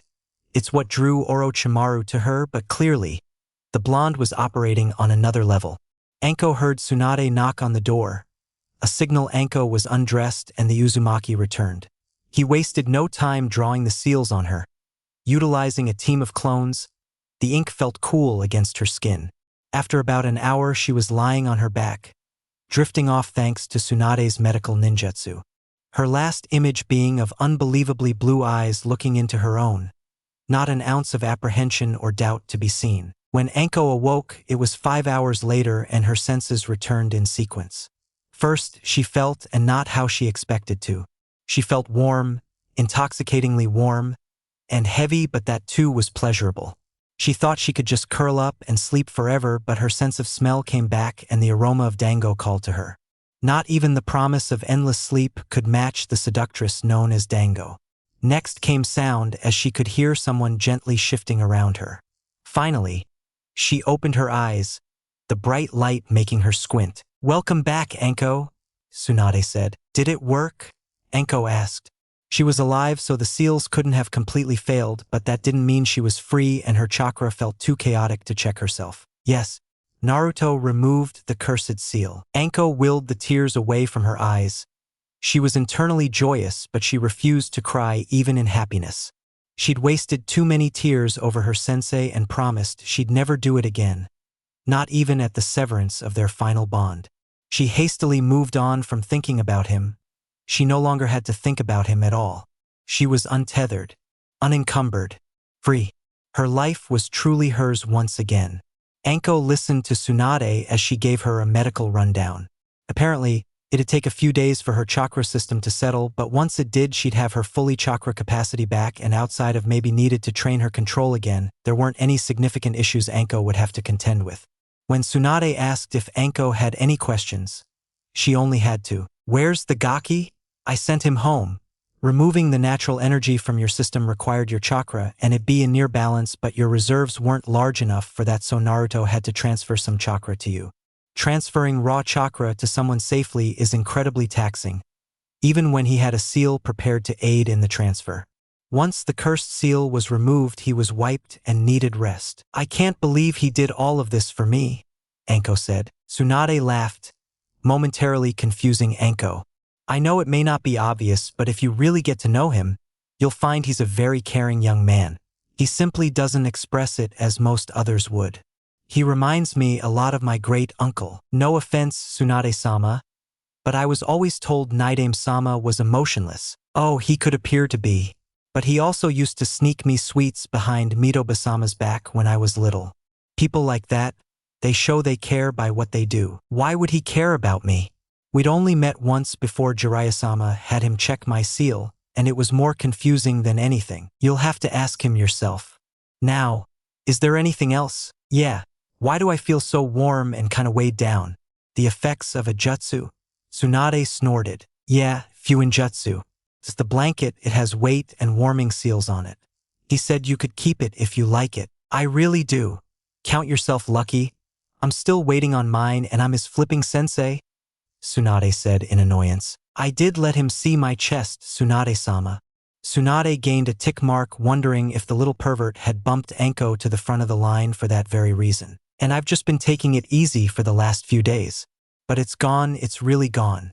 That sick fuck was bested by a 12-year-old, and it makes me smile every time I think about it, Anko concluded, causing Guy to shed manly tears of youth. Kakashi sat there, listening intently, and realized Anko didn't know the whole story. If she had, I wonder how she'd feel about Naruto blackmailing a Sannin for her. Jiraiya, he recalled, was not amused at all by his godson's ploy nor the immediate response when confronted. Where's Kushina's brat? Jiraiya barked at Kakashi, confusing the copy ninja. Jiraiya looked genuinely angry, and that he referred to Naruto as Kushina's and not Minato's was a sign his favorite student did something. I don't feel I can, in good conscience, lead you to my precious student when you're like this, Kakashi replied lazily and saw Jiraiya's facial features tighten. The brat is threatening Ika. Kakashi. This is serious. And Jiraiya was right, this was serious. How could Kushina's son do that? How had he done it? Kakashi didn't care, he just needed to find Naruto and set things right, maybe levy some punishment for this grievous act. Kuchios no jutsu, Kakashi said, slapping his hand to the ground. Without ceremony, his entire Ninken pack was there, awaiting orders, not threatening his Ika. Find Naruto, and once you do, one of you alert me, Kakashi ordered and watched his summons depart. We'll set this straight, Jiraiya-sama. Don't worry. I'm not worried. I'm going to wring his little neck, Jiraiya replied and continued to mutter several more threats. 5 minutes later, Bull returned, ready to lead Kakashi to the betrayer's location. They moved rapidly toward Naruto, arriving after a short commute, and watched as Kakashi's summons turned on him. The no-good mutts were lying on their backs, getting belly rubs from shadow clones as, he assumed, the original Naruto was speaking to Sai.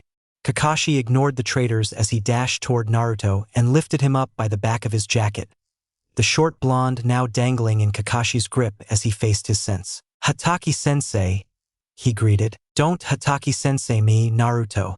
Why have you threatened the Ika? Tell the truth and your punishment will be light. Naruto squinted and tilted his head until he saw Jiraiya approaching and realized Jiraiya snitched. I require Jiraiya to act in a manner he would prefer not to, so I obtained leverage to coerce him. What kind of leverage? Kakashi asked, just starting to realize he hadn't known how Naruto was threatening the Ika. I bought the publishing house that distributes the book series. I will not allow any future releases or reprintings of existing editions until I get what I need. Now that threw Kakashi for a loop. It was damn impressive, and in almost any other situation he'd buy the kid a present for being a damn fine shinobi, but his most prized porn was on the line. Kakashi was torn. His pride as a sensei and his perversion were at war, and he didn't know what to do. He needed more information. Naruto, what do you need from Jiraiya so desperately that you would go that far? Those who disobey the rules are trash. This is true. But those who abandon their comrades are less than trash. Jiraiya was making me less than trash, Hataki-sensei. This threw Kakashi for a further loop, an additional loop. Loops abound, as Naruto wouldn't joke about those words or use them mindlessly. Kakashi wasn't sure Naruto could use any words mindlessly, but certainly not those. Kakashi dropped Naruto, allowing the Uzumaki to walk past him. Have you come to be of assistance, Jiraiya of the Sannin? Naruto asked, and all present could hear the slight recrimination in his voice. I don't give in to blackmail, Naruto, Not even for a worthy cause. You should have just been patient and trusted me. I don't. Naruto replied. Excuse me? I don't trust you. How could you? And you don't trust me? Naruto finished and watched an unknown expression form on Jiraiya's face. Is that what you think? I don't trust you. Yes. Jiraiya appeared torn, starting to speak but stopping before any words formed. The Toad Sage sighed, realizing he might have alienated his godson with his inaction. The toads have a special oil that conducts natural energy. I know a process to make it into ink. And you've known the entire time? Naruto asked. Yes. Before Jiraiya had gotten the one-syllable word out completely, Naruto had already summoned his staff and was attempting to brain Jiraiya.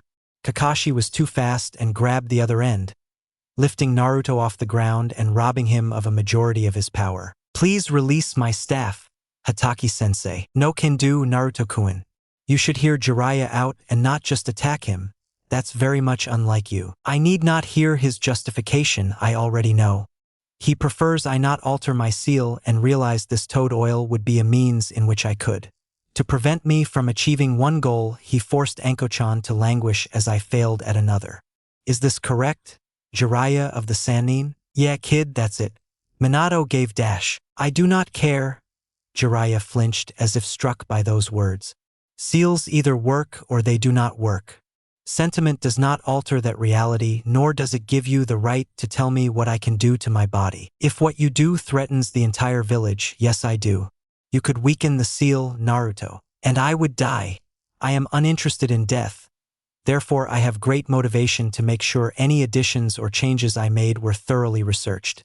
If this were about the danger, you would have looked over my preliminary array, but you did not. Minato sacrificed dash. I do not care. Well, I do, brat. He was like a son to me, and I won't let you go mucking around in his final work because you think you can do better. The seal works as designed, and as long as I have your key, I won't loosen it so you can make changes. I have already made another key. I do not need your permission. You do to get the toad oil. I'll make sure they won't supply you, and I'll only give you enough for Anko's procedure. You could have always done that. Me merely knowing of its existence doesn't mean I know how to procure it. I find your irrational behavior vexing and wish to no longer be in your company, Naruto said, resealing his staff and landing on the ground and turning to Kakashi. Hataki-sensei, I understand those books mean a lot to you, and my threat to shelve them were only an opening gambit. I had other methods to gain compliance, but they will not be necessary. As it is within my rights, I name you the editor of all Ika manuscripts until further notice. I request, in return, 2 Dotonjutsu of B rank. Sai, I will see you soon, but I find myself in need of solitude. Good day. Naruto didn't wait for any response, simply departing in a shunshin. That was a real dickless move, Sai said to Jiraiya, and the Toad Sage sighed and departed. His shoulders slumped as he did. Hey Kakashi, you still with us? Anko asked. Ma, did you say something? He asked in response. So hip, Guy said, and Anko merely snickered at the Cyclops. Anko, you never told us why you were late, Kurenai reminded her. Oh, I wanted to thank the Gaki as I hadn't seen him since he removed it. It seemed he was in the middle of a sleepover of sorts. I know I saw at least 3 girls in his apartment. Unseen by all was the last Hataki doing a small fist pump. He knew he had chosen wisely. Minato-sensei's son couldn't fail. The gentleman pervert was well on his way. Haku sleeps with me sometimes because she gets cold, Naruto said to his guests. Anko had spotted 3, but there were actually 4 girls in Naruto's apartment. Hinata, Ino, Haku, and Tenten. The first 3 were there to cheer up their friend as Haku informed the others about Naruto's argument with Jiraiya. Tenten was there, initially, because she was impressed with the seals Naruto provided his team, which aided in their mission. The budding weapons mistress was unabashed in her desire to get some of that sweet FØINJUTSU. Since he had them present, Naruto asked their opinion on the mattresses and bedding he planned to provide for every bedroom in his furnished apartments. They all liked the mattress, a nice firm mattress that still had decent give and support. It was when Hinata asked about Naruto's inspiration for the heated and weighted blanket that he let it slip that Haku sometimes would share his bed. The Uzumaki assumed her bloodline simply made her run cold, and Haku allowed him to think as much without ever truly confirming it. She just liked her Naru snuggles. Hinata noticed the slight changes in Haku's otherwise angelic facial expression and concluded the Yuki was full of it. Not one to come in second or be denied, she hastily called for a sleepover, rushing out with Ino to get some new sleepwear as well as inform her clan she would be visiting a friend for the night. She was lucky her father was out himself, so she didn't have to answer too many questions. As was the same for Ino. The two heiresses were walking back to Naruto's apartment when Hinata had a minor realization. This could be considered an impromptu celebration of your win, Ino-chan. Yeah, I guess so. I haven't done something like this since Sakura and I ended our friendship, Ino said with a hint of regret. There is time for you two to make up, Hinata reassured her. Besides, you need to show me the ropes. I've never done this before. The Yamanaka hated how not surprised she was by that. She had responsibilities and expectations as an heiress, but not to the degree as Hinata, only worsened by her early shyness. She resolved to introduce her newest friend to a bit of youthful normality, as spending the night at a friend's house was a rite of passage. Don't worry, Hinata-chan. I'll walk you through it. It's mostly just staying up too late, eating junk food and gossiping. I doubt I have much to gossip about, the Hyuga lamented. And we will certainly have to fix that, but what I want to know is who was that hot chick all up on your man, and why was she so thankful to him? Hinata had a faint blush. Naruto-kun isn't my man. Yet. We're just best friends. Oh. So you inviting yourself to stay over isn't an attempt to sleep in his bed like Haku has? Hinata adopted a stern visage and replied, It is below a Hyuga's pride to do such a thing, and then broke out in snickers when she saw Ino become momentarily horrified. Never use the Hyuga mask on me. That's scary. Sorry, Ino-chan, but I had to get you back for teasing me about Naruto-kun. The two kunoichi continued to chat as they reached their destination and were greeted by Haku, in a soft pink kimono. The Yuki also had 3 whisker marks drawn on each cheek and some bunny ears atop her head. Welcome back, Haku greeted as she ushered them in. As they entered, they saw Tenten, having the same whisker marks and panda ears, talking to Naruto, wearing fennec fox ears, about something, though she sounded more pleading as she rocked the bowl of popcorn on her lap. Naruto was engaging, perfectly calm as he too had a bowl of goodies resting on his lap. Come on, Chibi. Tell me where you got those restriction bead thingies. I made them, Tenten-san, but they are still prototypes. I haven't submitted them to the village quartermaster yet. How good are you at FÜINJUTSU? I do self-study, but it's slow going. When did you start? I started when I was 8 after Irika-sensei introduced the topic at the academy. And how good are? Tenten pressed.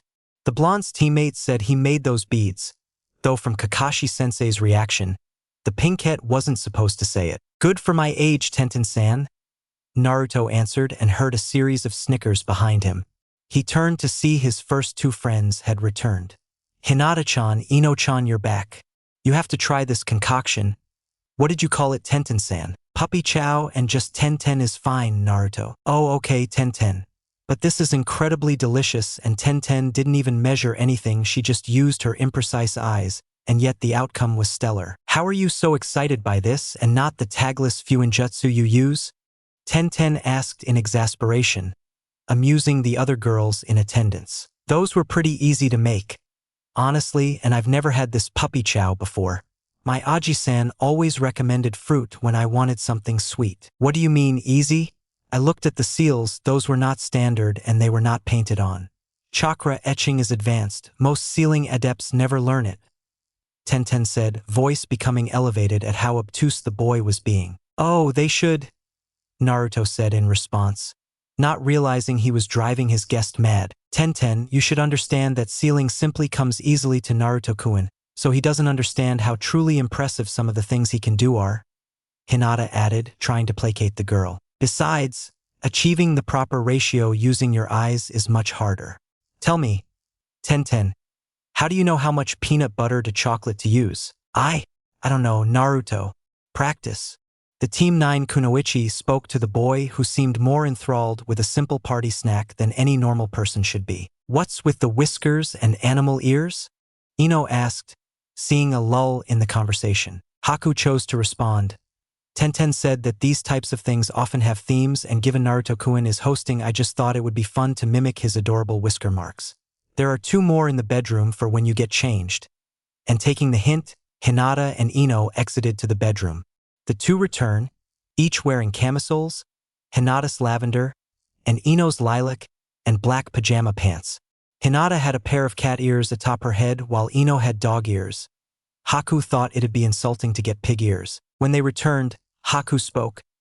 Now that everyone is here and appropriately dressed, Tenten grumbled at that as she was in a baggy shirt and shorts, the other girls making her feel a tad self-conscious about her appearance. What do we do? Well, Ino started. Usually it would just be a lot of gossip about cute boys, though in the academy it was just Sasuke-kun. Just Sasuke? Asked Tenten in disbelief and saw Ino nod. Honestly, it sounds creepy in retrospect, but I think him being a blank slate let us attribute whatever narrative we wanted. An ideal crush. A lot of girls were like that with Niji. He was last year's prodigy graduate that all the girls fawned over. Even I had a bit of a crush on him. Had? What changed? Asked Haku. I'm around him all the time. He's talented and will be an amazing ninja one day, but he treats too many people around him like they are less than, including our teammate Lee. Cute looks and talent don't wash away being a jerk. If he ever resolves his crap, who knows, but for now the spell is broken. What about your other teammate, Lee? Inquired Ino. Tenten chuckled. Lee tries harder than anyone you will ever meet. He gives his all at everything, including being a supportive teammate, and is a great friend. I just wish Gai-sensei would encourage Lee to be his own person and not a carbon copy of himself. Tenten finished with a huff. What about you, Hinata? How's your team? Good. Shino-kun is really smart and level-headed. Kiba can be brash but keeps our spirits up.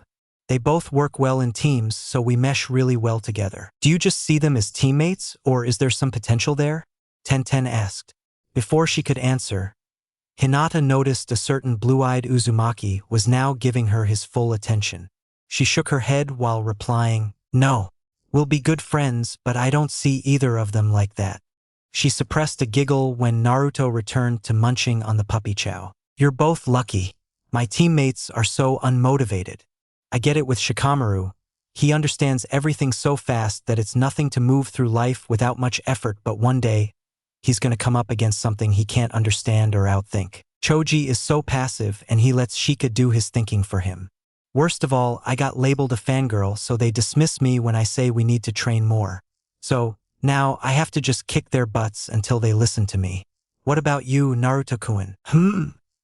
He asked, wordlessly as his mouth was full. Tell us about your team. What do you think of them, Naruto-kun? Hinata asked. Naruto quickly swallowed and then began to stroke his chin in thought. We are not close as a team. The dynamic between Hatake-sensei and I is good and I enjoy his teachings and presence. Sasuke-sen often seems bothered by me, but as he won't vocalize the issue nor how he feels, I cannot say what the exact problem is. Sakura-san can sometimes be quite amiable but other times seems upset with me. Given she shouts at me, but I am unable to deduce a pattern and therefore a reason why. She also seems reluctant to defy Sasuke-san, which makes her distant during missions. We work well enough together, but we often require Hatake-sensei to unilaterally resolve disputes. There is no real synthesis between us, and I often feel cold on the inside when in their presence for prolonged periods. I think I am the issue, but I do not know how I am the issue, so I can't help resolve it. I wish, like each of you, I could find friends in my teammates, but outside of Hatake-sensei, I doubt I will. All the girls frowned at Naruto's words, Hinata more than the rest. She admonished herself for not asking sooner, sometimes forgetting that simply because he does not complain doesn't mean nothing is bothering him. His team's dynamic is clearly off, the team lacking the bull-headed loudmouth she has in Kiba and Ino provides for her team. Instead, it seems each person just works around the others and does it long enough to complete missions. Not ideal, as when placing your life in the hands of others, this type of teamwork only has the appearance of professionalism, but it was an illusion. Once you make Chunin, you can change teams? Naruto-kun? Hinata said in response and saw a spark of something in his eyes. Do you think I could work with Sai? It's a possibility, Hinata answered. I would hate to leave Hatake-sensei. He has a lot left to teach me, but I think it would be Enjoyable to work with an actual friend. We still haven't really hung out with Naruto-kun, Ino said. Oh, well Haku has, but I'll try to arrange something. Maybe a training day and a picnic? That's what we normally do. I'd be up for it, Ino answered. I would like that as well, Hinata agreed. Tenten. I know we may not be friends yet, but you would be welcome to join us. Sure. Some new training partners are always welcomed. And you can bring more puppy chow? Sure, Naruto, she said, rolling her eyes. And maybe you could add some peanuts? He pressed, ignoring the snickering of the other girls as none were used to seeing him like this. Yeah, I mean in theory you can add anything you want, she said, waving her hand dismissively. Naruto's eyes widened slightly as he responded, You can, yes, Tenten responded, laughing as it was simply too cute. The quintet continued to chat throughout the night, Naruto dismissing himself at one point to get the bedroom arranged. He returned 20 minutes later to inform his guests the sleeping area was set and all followed him back.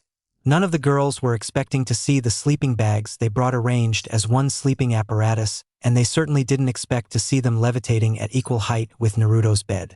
This momentarily broke Tenten. Okay, you know what? No, just cut the shit, Naruto. How? And why are none of you freaking out because this is borderline magic to me and I know seals? She asked as she frantically gestured to the floating, makeshift bed. It's Naruto-kun, Ino summarized with a shrug. She didn't get it and trying to would give her wrinkles, so why bother? She just chalked it up to Naruto-kun stuff and locked it in a box. Okay, I'm tired and you're doing things to my brain, but can you tell me how the sleeping bags are floating? Magnetic levitation, Naruto answered. Magnetic levitation? Tenten asked, unsure of the answer, and watched the Uzumaki nod. She wanted to press on but suspected that would only delay sleep, and she needed sleep as this apparent seal prodigy was going to drive her batty. Focused on Tenten's episode, Naruto hadn't realized there were 2 additional people in his bed. Haku being there didn't surprise him, but Hinata did. Hataki-sensei said a gentleman never assumes, so Naruto found it proper to ask, Do you want me to sleep elsewhere, Hinata-chan? Of course not. The bed is big enough for all 3 of us. If Haku-chan doesn't mind sharing. Oh, I don't mind, Hinata-chan. Do you? It can be quite the adjustment, having to share what was once exclusively yours. No, I don't mind. Unless the person I'm sharing with is not doing so in good faith, then I use whatever means necessary to make sure sharing is never an issue again. Naruto didn't know why, but he felt their words had a deeper meaning than he was picking up, and their smiles were not regular smiles, but he shrugged it off as he wanted to get some sleep. After getting adjusted, the Uzumaki found himself sandwiched between Hinata-chan and Haku. Hinata-chan's back was pressed up against him, and the girl would occasionally readjust, rubbing up against him in a way he didn't mind at all. Haku was behind him and periodically running her hands through his hair, which is something he enjoyed as well. He was a very content seal master at the moment. After everyone was settled, it was Ino that realized something obvious. Man, the lights are still on and I'm all comfy. Naruto, having no desire to move and having been forced out of bed to turn off the lights before already had a solution. He clapped twice and the room went dark. What the shit? Tenten bellowed, her sanity fracturing. Whatever, good night. Good night, Ino repeated. Night all, said the Yuki. Pleasant dreams, Hinata offered. Good night, Databeo. Chapter 12. Naruto disliked alarm clocks. The noise, the bright, ugly display. He found waking up to one jarring but realized modern life did not allow one to simply awaken naturally. People had schedules to keep and things that needed to get done. He, as he often would, turned to FØINJUTSU to solve this dilemma. Naruto created a seal that would mimic the natural process of leaving sleep. The seal is set to a timer and initiates the process an hour before Naruto is to awaken. It was with the help of Tsunade-sensei and Shizen-senpai Naruto completed it, as the seal regulated brain chemistry and body temperature. And while they cleared the use for him, the 2 senior medics still wanted to run tests before they applied it to individuals without rapid healing abilities.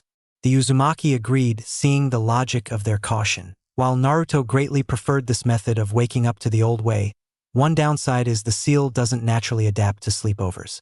So, at 4 o'clock, Naruto was awake and alert while his guests were still slumbering peacefully. If Haku slept over, it generally wasn't a problem as she held him in a loose grip. However, Hinata-chan must have turned around at some point as the Hyuga heiress clung to him rather tightly. Naruto reasoned she must have gotten cold last night. He didn't mind her holding him so intently, but it did make extracting himself rather difficult. As even she would admit, Hinata didn't do early mornings. Sleeping in and cinnamon rolls were two of the indulgences she'd allow herself. He didn't want to anger his friend or start her day off bad. A part of him wondered if he should simply stay. Haku had a soothing chill to her, like a sip of iced tea on a hot day, and Hinata-chan was soft, and they both smelled really good. Naruto frowned slightly. He was not used to indecision of this nature. The right thing was clear. His Aji-san would say discipline is a discipline and good habits are forged over a lifetime but broken in a day. Getting up to begin his work was the correct path. But cool sips of iced tea as he laid on a soft blanket in a meadow of wildflowers tried to convince him otherwise. Naruto took a deep breath. He knew what he needed to do, but he would ask his Aji-san why he wavered, even if only briefly. Now, committed, Naruto moved on to figuring out how to get out of bed without waking up Hinata-chan. There wasn't anything around that could be used as a good replacement. Maybe if he could create a shadow clone and have it replace him. Naruto quickly dismissed that. He'd never done the jutsu seallessly, though he resolved to change that. He'd also never tried with another person and didn't know the effects of it. The Uzumaki was stuck, physically and mentally, but he didn't panic. Naruto broke his problem down into smaller sections. He needed Hinata-chan to release him without her waking up. He needed to exit the bed while accomplishing the same. Hinata-chan's embrace, then, was the first issue. Naruto thought for a moment before covering his left hand in medical chakra. The blonde reasoned that relaxing Hinata-chan's muscles would cause her grip to loosen and he could get loose. Slowly and gently Naruto ran his fingertips up and down Hinata-chan's back, adding a slight circular motion to the strokes as well. The Hyuga's grip did start to relax, as Naruto had predicted, but he was not prepared for the gentle moans that escaped her lips. He once again, briefly, wondered if he should simply stay before rejecting the idea. Quickly, one of Hinata-chan's arms moved to her side. Naruto swiftly ended his technique and then smoothly lifted himself up and over his best friend, whipping his leg over her just in time for her to roll over to Haku. He stood still for a moment, and when he saw she was still asleep, he exited the bedroom. Making a clone to attend to breakfast, Naruto sat at his desk. He didn't get to do as much in-person FÜINJUTSU work as his schedule was often full, but before his daily training, he liked to take time to create his agenda. His long-term goals were on hold until he learned the Hiraishin, but there were other projects he could tackle. First, Naruto was looking for ways to expand his offensive FÜINJUTSU, and the idea he'd come up with is what he labeled emitter discs. The discs would be slightly larger than a shuriken with bladed edges containing seals to make chakra flow easier. In the center of the disc would be a housing, likely metal, containing a multifunction seal, allowing Naruto to make them explode, shock, or concuss his targets. He had some other ideas as well, but fitting multiple fully functional and distinct arrays within one matrix was slightly difficult. He figured his clones would need most of the morning to complete it. The Uzumaki's next idea was about his business. Naruto had several ideas for the consumer market, but one problem was that civilians could not use chakra. Naruto had been thinking of how to make his products consumer-friendly, as while the seals can be activated without chakra, they still needed to be powered by it, and that initial charge would initially run out. Naruto considered several possibilities. He toyed with the idea of a chakra battery and a subscription service to recharge them, but squashed that idea at least partially. Chakra was dangerous. Giving it to people who knew little about it was putting them at risk. Instead, Naruto considered how to have the seals be powered by electricity. The plans the seal master drew up would have an adapter that could recharge the products without having to ever plug them up. The seals simply drew from the charger when the products were low on power. Naruto even created plans to have adapters be designed for a set number of seals, as in not all adapters could seamlessly charge 10 distinct seals, but some would. Naruto knew that there would be a consequence to this. Most directly, it would increase the strain on Konoha's electric grid. Having considered that problem led Naruto to his third project. Infrastructure was always a prime target in hidden villages and security always a priority. Naruto wondered if a way to protect their power grid would be to make it so diffuse, simply no one could attack it in its entirety. Naruto wanted to create seals that could turn solar energy into electricity. Naruto got the idea from the natural energy in Anko-chan's seal and how the toad oil could channel it.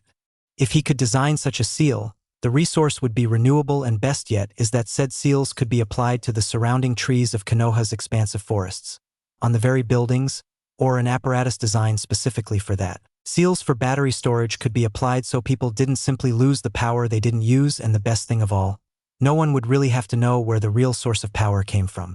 The old plants could remain, giving potential threats a target that wasn't as valuable as they assumed. Lastly, as he did every morning, Naruto wrote down Haku's lesson plan for the day. Her calligraphy was already good, so she'd likely be at a level to draw basic seals in a few weeks. She was also very smart, so she was understanding much of the introductory theory. Naruto did as his Aji-san advised and tried not to go too fast or confuse her with too much detail. It was hard, but Haku was really patient, so his clones did their best. With his plans drawn for today, Naruto sat at the table to eat a light breakfast of oatmeal with berries, 2 hard-boiled eggs, and some green tea. Naruto ate his meal in silence as the clone cleaned up. Once finished, Naruto slipped back into his room to grab a change of clothes, changing in the bathroom, and then departed for his workout.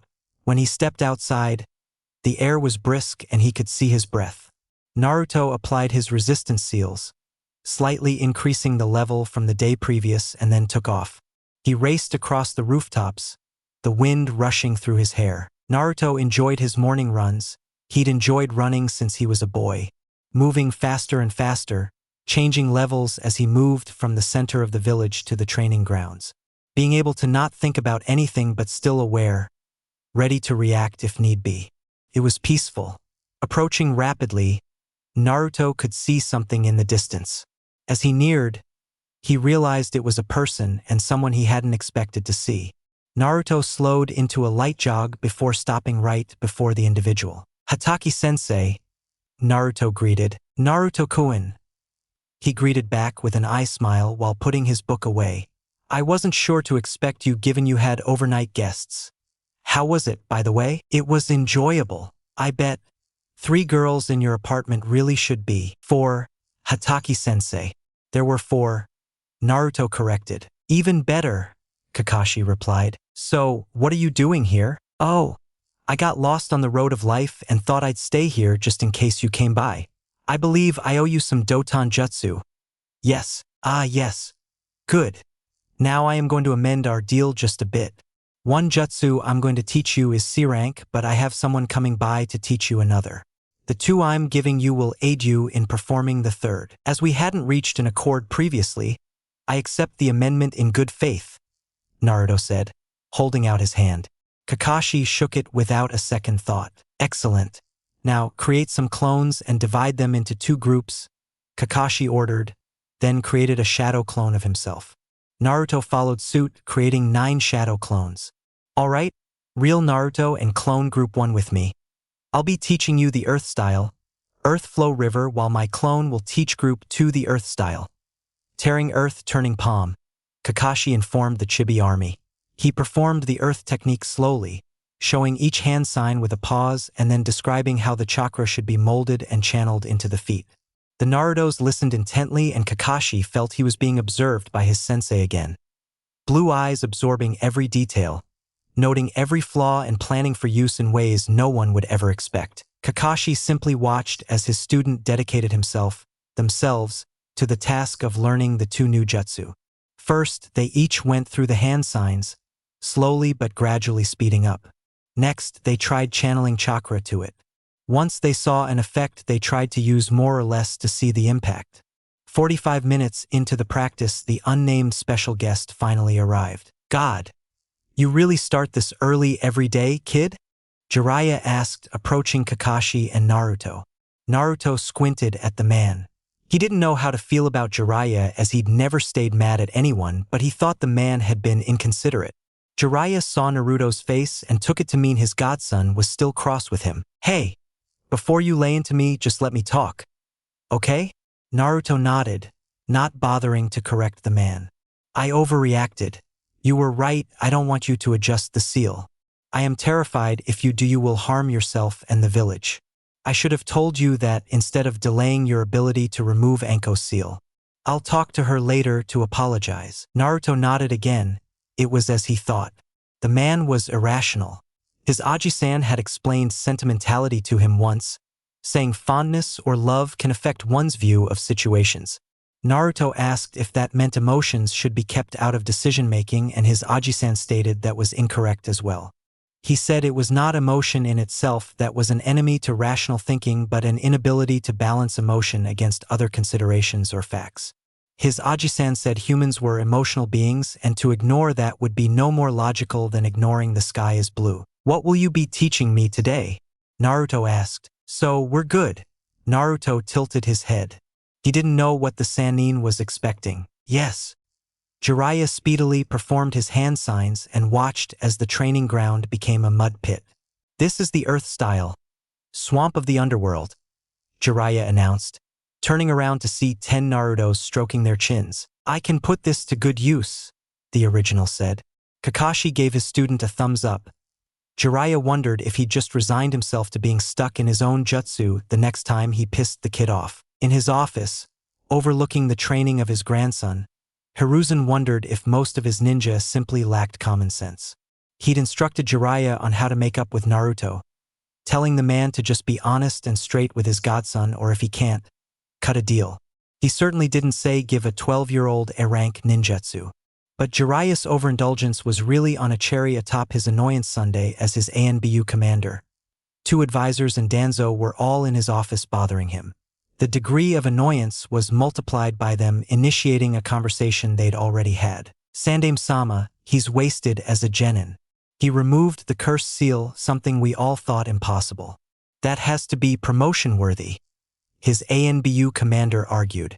The upper tiers of the village heard rumors of Naruto's sealing ability, but a lot of what would make a seal master gape in awe was simply too advanced for others.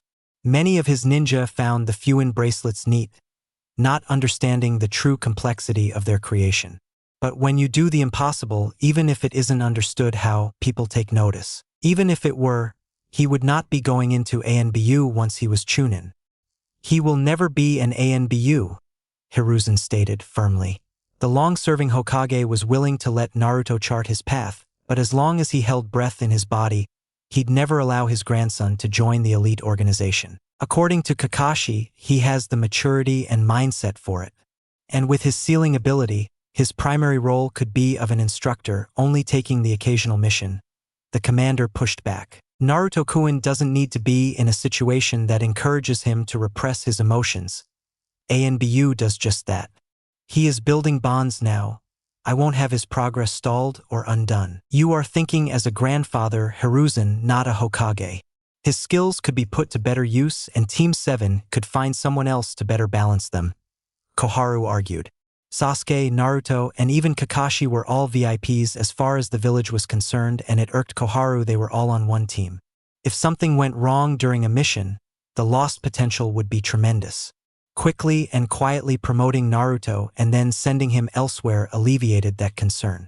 There was also another reason she wanted Naruto away from Team 7, but she'd keep that a secret for now. I am both of those things and many more. They are not hats I simply put on, Koharu. But what you don't seem to understand is I am thinking about the village and its best interests. ANBU is limiting by its nature. I take pride in all my agents, but they are not encouraged to interact with the world. Naruto's many developments are, at least partially, inspired him being able to do just that. Think of how many advancements we'd miss out on because he was in ANBU HQ or running Black Op missions. Maybe there is a compromise to be made, Hamura offered, as he was always the peacemaker of the foursome. It is the consensus that regardless of if you will or not, Naruto-kun is deserving of rank other than Genin. The Chunin exams are fast approaching, so it is understandable you'd want him to participate in them. It is also the case that the team is unbalanced. Maybe, while we assign a different genin from the other teams to sub in with Team 7, we put Naruto-kun on a different team. One led by Jiraiya. And who would his teammates be? We can't just pull Genin from the reserves, Koharu pointed out. They'd still be unbalanced. Why, the former apprentice to the Demon of the Mist and Danzo's student. They know Naruto-kun. Both are closer to his overall skill level, in some areas eclipsing him. Neither will be put off by his rapid rate of growth nor his unique personality.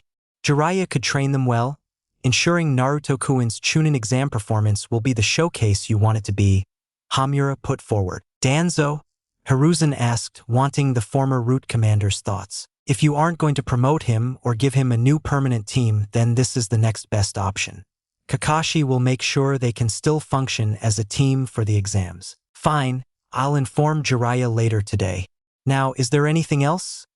The third Fire Shadow asked. I request desserts be returned to the ANBU dining hall, the commander said. Denied, Hiruzen answered, and the commander slumped in defeat. After training with Hataki-sensei and Jiraiya, Naruto headed straight for the hospital. He had a shift in Konoha's main clinic and could clean himself up in the staff locker room.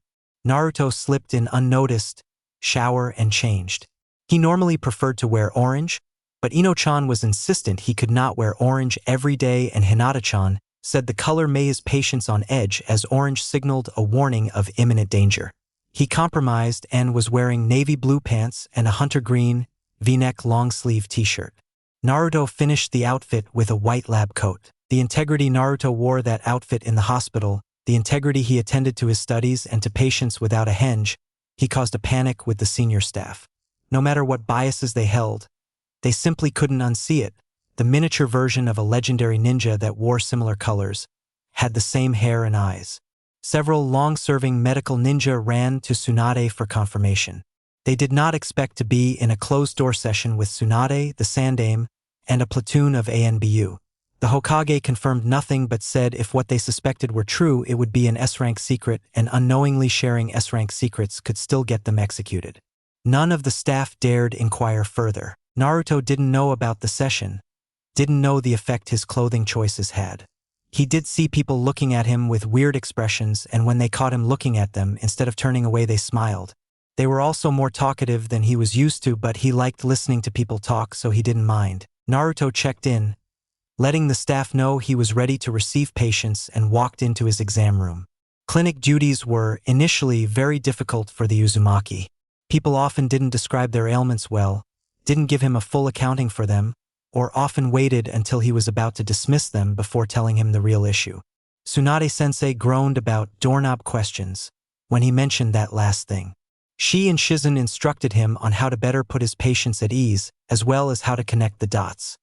As often people seeking treatment didn't know what was or wasn't relevant. There had been minor progress, but he still had a long way to go. What was working in the young medic's favor was he simply didn't judge people for what others would find embarrassing.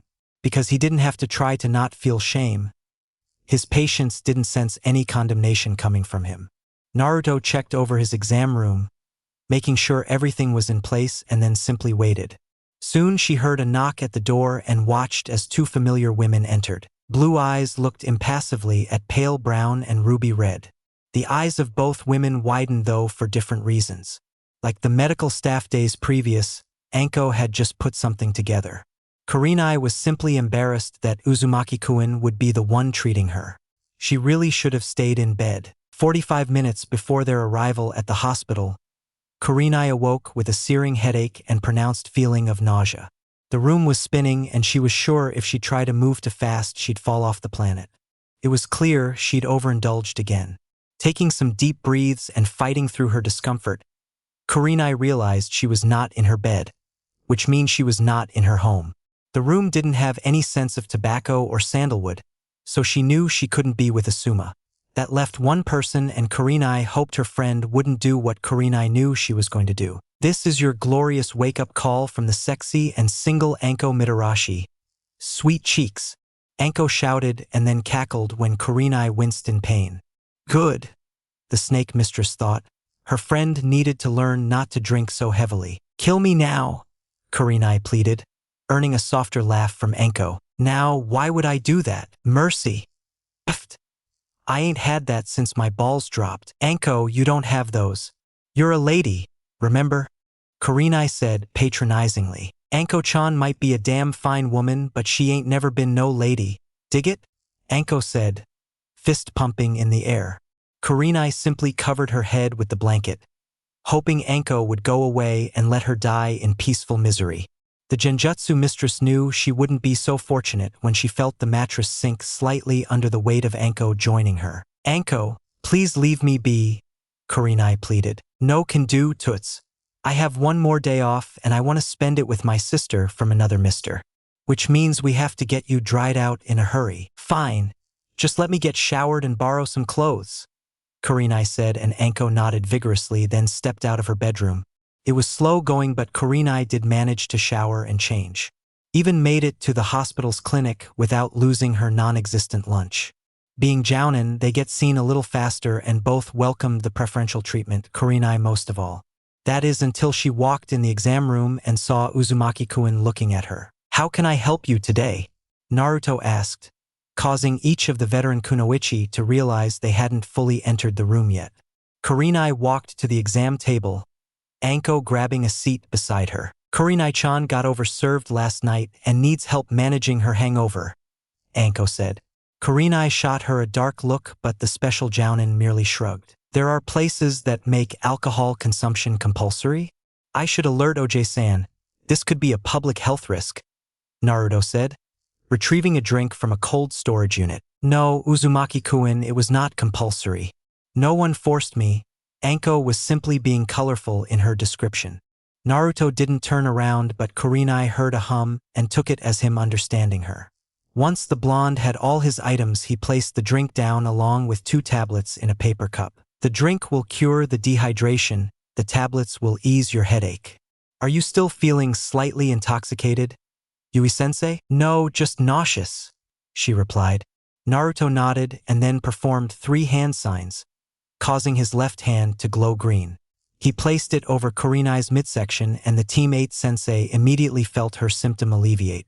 Kurenai smiled while saying, Thank you, Uzumaki-kun. You are welcome, Yui-sensei.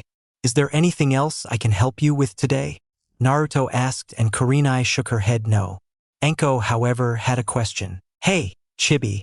If you can cure her nausea, why not her headache as well? One of the responsibilities of a medical ninja is tightly regulating how much chakra they suspend. I have no idea how many patients I will see before my shift is over, so some ailments I treat pharmacologically. As people rarely vomit due to headaches but do so quite often due to nausea, I felt it logical to see to the one that may require cleanup. That makes a lot of sense. One last question. Do you know where either your sensei or Jiraiya are? The floating leaf hot springs, Naruto responded, and Anko grabbed Kurenai as she dashed out of the exam room, Kurenai barely having time to finish her nutrient-replenishing drink. Anko drugged Kurenai out of the hospital and then a hastily performed shunshin, residing just outside the hot springs. As Anko continued to lead Kurenai by the wrist, the red-eyed jounin finally had enough, breaking Anko's grip. What is wrong with you, Anko? I think I know something about Chibi, but there are only a few people that can confirm it.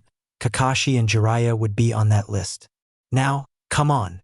Kurenai was tempted to refuse, but let her curiosity override the impulse. Neither Jiraiya nor Kakashi were hard to find, the two hiding in some bushes, giggling like schoolgirls. Yo, Kakashi, Anko called out, getting the man's attention. He, along with Jiraiya, departed from the bush, both tensing as they expected a beating. Anko recognized the body language and scoffed. I'm not here to beat your perverted asses. I have a question about your student. Oh, which one? I have 3, Kakashi said with an eye smile. The only one I would give 2 shits about, Hataki. Now, stop being funny and one of you throw up a privacy barrier. The Toad Sage looked at the dog summoner in brief confusion, but Jiraiya complied. It should be safe to speak now, Anko-chan. What is it about Naruto? I'll cut to the chase. Is he the yandame's estash? Anko didn't even get to finish as she had a kunai poking at her right lung. Kakashi's eye smile seeming more predatory now. Both kunoichi tensed, Kurenai still out of the loop. Anko-chan, Kakashi said as Jiraiya was palming his face. Haim needs to make that kid change his damn hospital uniform, Jiraiya grumbled. Kurenai, still slightly addled, was trying her best to figure out what was happening. It took her a few moments of deep concentration, the fog of the hangover a real impediment before she came to the conclusion Anko had and gasped. No, that's Kurenai didn't finish her thought or couldn't. She had too many running through her mind. She wondered how different he would be if people had known or if he would have even survived long enough for it to matter. Is that why he was able to remove Orochimaru's seal from me? Anko asked as Kakashi finally removed the kunai from her. I can't answer that. I have no idea how much of his sealing talent is epigenetic or a consequence of his condition or whatever. You two have stumbled upon what is quickly becoming the second worst kept secret of the village, Jiraiya said, annoyance clear in his tone. We knew it would happen one day. We can't stop him growing nor outlaw him from wearing Konoha's colors, Kakashi said. He'd been okay with sending the hospital staff on a long vacation, but the Sandaime vehemently refused. Kakashi understood, but two people can only keep a secret if one of them is dead. It would soon spread that Naruto was obviously the son of Minato-sensei. I know, damn it. I was counting on the villagers and ninja continuing that impressive streak of sincere stupidity to protect him. Hey! Anko shouted in protest but clammed up at Jiraiya's hard look. You've seen the kid several times. He literally removed a nearly impossible to remove seal from you, and you only noticed the resemblance because the Gaki was almost literally in a Yondaime Hokage costume. Jiraiya argued, and neither Kunoichi could disagree. Things were silent for almost a minute before Kurenai chimed in. Well, Hinata-chan certainly has good taste, Kurenai said with a giggle, breaking the tension within the foursome. Hinata-chan? Ino asked, sleepily from Naruto's bed. Yes, Ino-chan? Hinata replied from the same location. Can we just stay here? For forever? Ino asked, and the Yamanaka wasn't sure if she was joking or not. She hadn't spent a great deal of time in Naruto's apartment, and certainly never overnight. She had no idea how insanely comfortable and accommodating the place was. Self-heating towels, heated floors. High thread count sheets that smelled of citrus and warming spices. Oh, and best yet, a clone that'll cook for you and pick up after you and could probably totally kick ass if need be. I'm not sure your father, clan, nor Naruto-kun could allow that, Ino-chan. Oh. Then I may have to steal him from you. Sorry in advance, Ino replied. But what about your dear Sasuke-kun? Would you so callously abandon him for a little comfort? That would be shallow, wouldn't it? Very, the Hyuga heiress replied. Well, what about all that work I've put in? What other boys around our age know how to shop with a woman?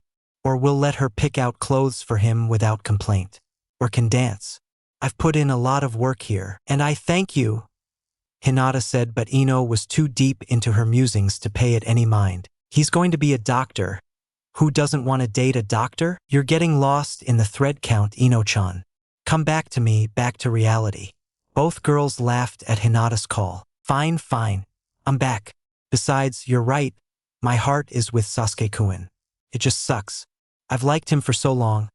I've been friends with Shikamaru and Choji for years, and I think Naruto-kun has paid more attention to me the few months we've been friends than any of the others. Give it time, Ino-chan. I'm sure Sasuke-kun will notice you eventually, Hinata said. Yeah, I won't lose to forehead, Ino exclaimed. Indeed. Then, I'll steal you away from him. Yeah. Wait, what? It is fate, Ino-chan. You cannot fight fate, Hinata said as she began to tickle Ino relentlessly. The Yamanaka heiress tried to fight her friend off, but her counters were ineffectual. It was not Ino's pleading that stopped Hinata's assault, but the loud thud they heard from outside the bedroom. Both were up and out of the bedroom in speeds befitting their rank. When they entered the main room, they saw Tenten with her head on the table and a clone Naruto rubbing her back. What's wrong, Tenten-chan? Hinata asked in concern. Oh, just a technique I spent months learning and perfecting. Naruto improves it in like 5 minutes. She said she'd make more puppy chow if I did. The clone added while the other clones, all reading books on electrical engineering, but nodded in agreement. Oh, what did you do, Naruto-kun? Ino asked, and Naruto looked at Tenten as if requesting permission. The Team 9 Kunoichi nodded, and Naruto briefly described the original technique before going into his improvements. So with just a few additional components, the projectiles can hone in on a specific chakra signature for a short duration and distance. I didn't know you could do something like that, Ino said. Well, chakra signature recording isn't new, and it was only a few steps from making an object track set signature. Pretty straightforward. The clone said, and Tenten had to fight the urge to grab at her hair, while shouting if it were so freaking simple she'd done it already. But she was going to follow Ino's advice and put it in a mental box labeled Naruto things. The trio of Kunoichi continued to talk about things as the Naruto clones studied, until they were interrupted by a knock at the door. One clone opened it to see someone he would not have expected. "Hello, Mizuki-san," the clone said. "I believe you mean Mizuki-sensei, Uzumaki," the Chunin said frostily. "No, I neither like nor respect you enough for that. What can I do for you?" Mizuki sneered at the little demon's response, repressing the urge to strike him. "It's about Konohamaru," Mizuki started, and then subconsciously took a step back when the demon approached him. "Has he been harmed?" the demon said, trying to fake a showing of concern. "I will explain on the way. Come with me now. I am a clone. I will alert the original, and he will meet you at the academy where a full accounting of events will need to be provided without delay." The sentence ended with the closing of the door, and Mizuki bit back several curses as he returned to the academy. What Mizuki hadn't noticed were the steely gazes of the Kunoichi within Naruto's apartment, nor the cruel smile of the Yuki observing from above. Back at the hospital, the original received the memories of the dispelled clone. He created one to stay at the hospital while informing the check-in station of his need to leave. The attendant gave him permission, and Naruto shunshined to the academy, entering with due haste. He arrived at Irika-sensei's classroom and saw Konohamaru and 3 other boys, each having visibly been in a fight. Naruto marched over to Konohamaru, not even acknowledging Irika-sensei, tending to his little brother's busted lip. "Please explain," Naruto said to no one in particular. "Konohamaru-kun got into a fight," Irika said, and felt dumb when Naruto simply looked at him as to remind the academy instructor that was quite obvious. "I don't know why, but Konohamaru threw the first punch. He's refused to say why, however fighting like this is unacceptable." "What happened, Kono-chan?" Naruto asked, and Konohamaru looked down, averting Naruto's gaze. "Kono-chan, I am not upset, but I require the details. They called you some names. Nichan, so I kicked their butts. Kore." "Konohamaru, what could they have said to make you want to fight?" asked Irika-sensei. "They called Nichan a retard, said their parents called him that all the time." "Maybe I can't fight their parents, but I'll bust those losers up," Konohamaru said. The 3 boys flinched when Irika-sensei sent them a hard glare. "We don't use language like that in this academy, and we don't disrespect shinobi of this village that are trusted to protect it with their lives. You boys understand me?" the Chunin asked, and received a trio of affirmative responses. "Konohamaru, I understand why you would be upset, but fighting wasn't the way to go." "I agree," Naruto stated, and Irika-sensei smiled at Naruto being responsible. They had superior numbers and witnesses. If you need to punish them for their words, there were superior methods. A disinformation campaign that made them pariahs would be emotionally devastating, and if conducted correctly would be hard to trace back to you. A minor poison administered over several weeks that made them lose control over their bowels was a viable option, Naruto said, stroking his chin. Irika-sensei was mortified, especially since he couldn't correct his former student. Those were all tried and true ninja tactics, and he couldn't speak out against them. "I don't know poisons yet, Nichan." We'll work on that." Instead, a series of escalating pranks would have sufficed. Or, at the very least, wait to attack when you had the advantage. "I won, so I must have had the advantage." "Yes, but I bet you worked harder and took more damage than you had to." "What about Moegi-chan and Udon?" "I told them to stay out of it," Konohamaru said, and smiled when he saw his brother nod in acknowledgement. "Good instincts, you protected your team, but next time bring them in. Plan ahead instead of just reacting and leave no evidence. Irika-sensei can't punish you because he expects you've done something, and if he ever tries, I'll put him in a scroll like I did Ebisu-san," Naruto said as he ran his fingers through Kono-chan's hair. Irika-sensei wasn't thrilled by that threat, but the Sarutobi smiled, knowing his big brother wasn't really like this with anyone else. "Before our movie night, we're going to be training. I have my doubts you're prepared to fight multiple enemies at once." "Hi! If there is nothing else, I need to return to the hospital," Naruto said to Irika-sensei. The man replied in the negative and let his former, and oddly favorite, student go while smiling fondly. Naruto exited the academy building, but instead of going back to the hospital, he made a detour to the Hokage Tower.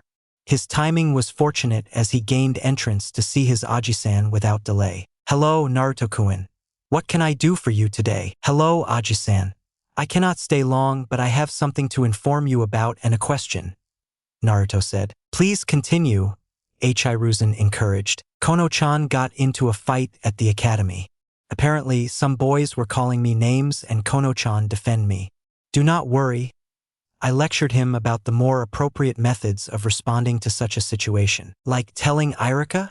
Hiruzen asked/hoped. Like subterfuge and psychological warfare or guerrilla tactics. I did not believe it acceptable to make Irika-sensei his agent in a retaliatory effort, Aji-san. "No, of course not.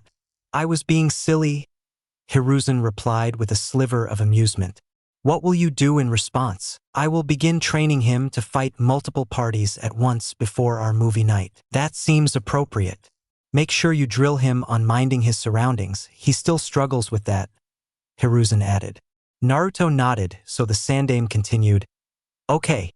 Now what is your question? Is it usual to not want to leave your bed if you have two women in it?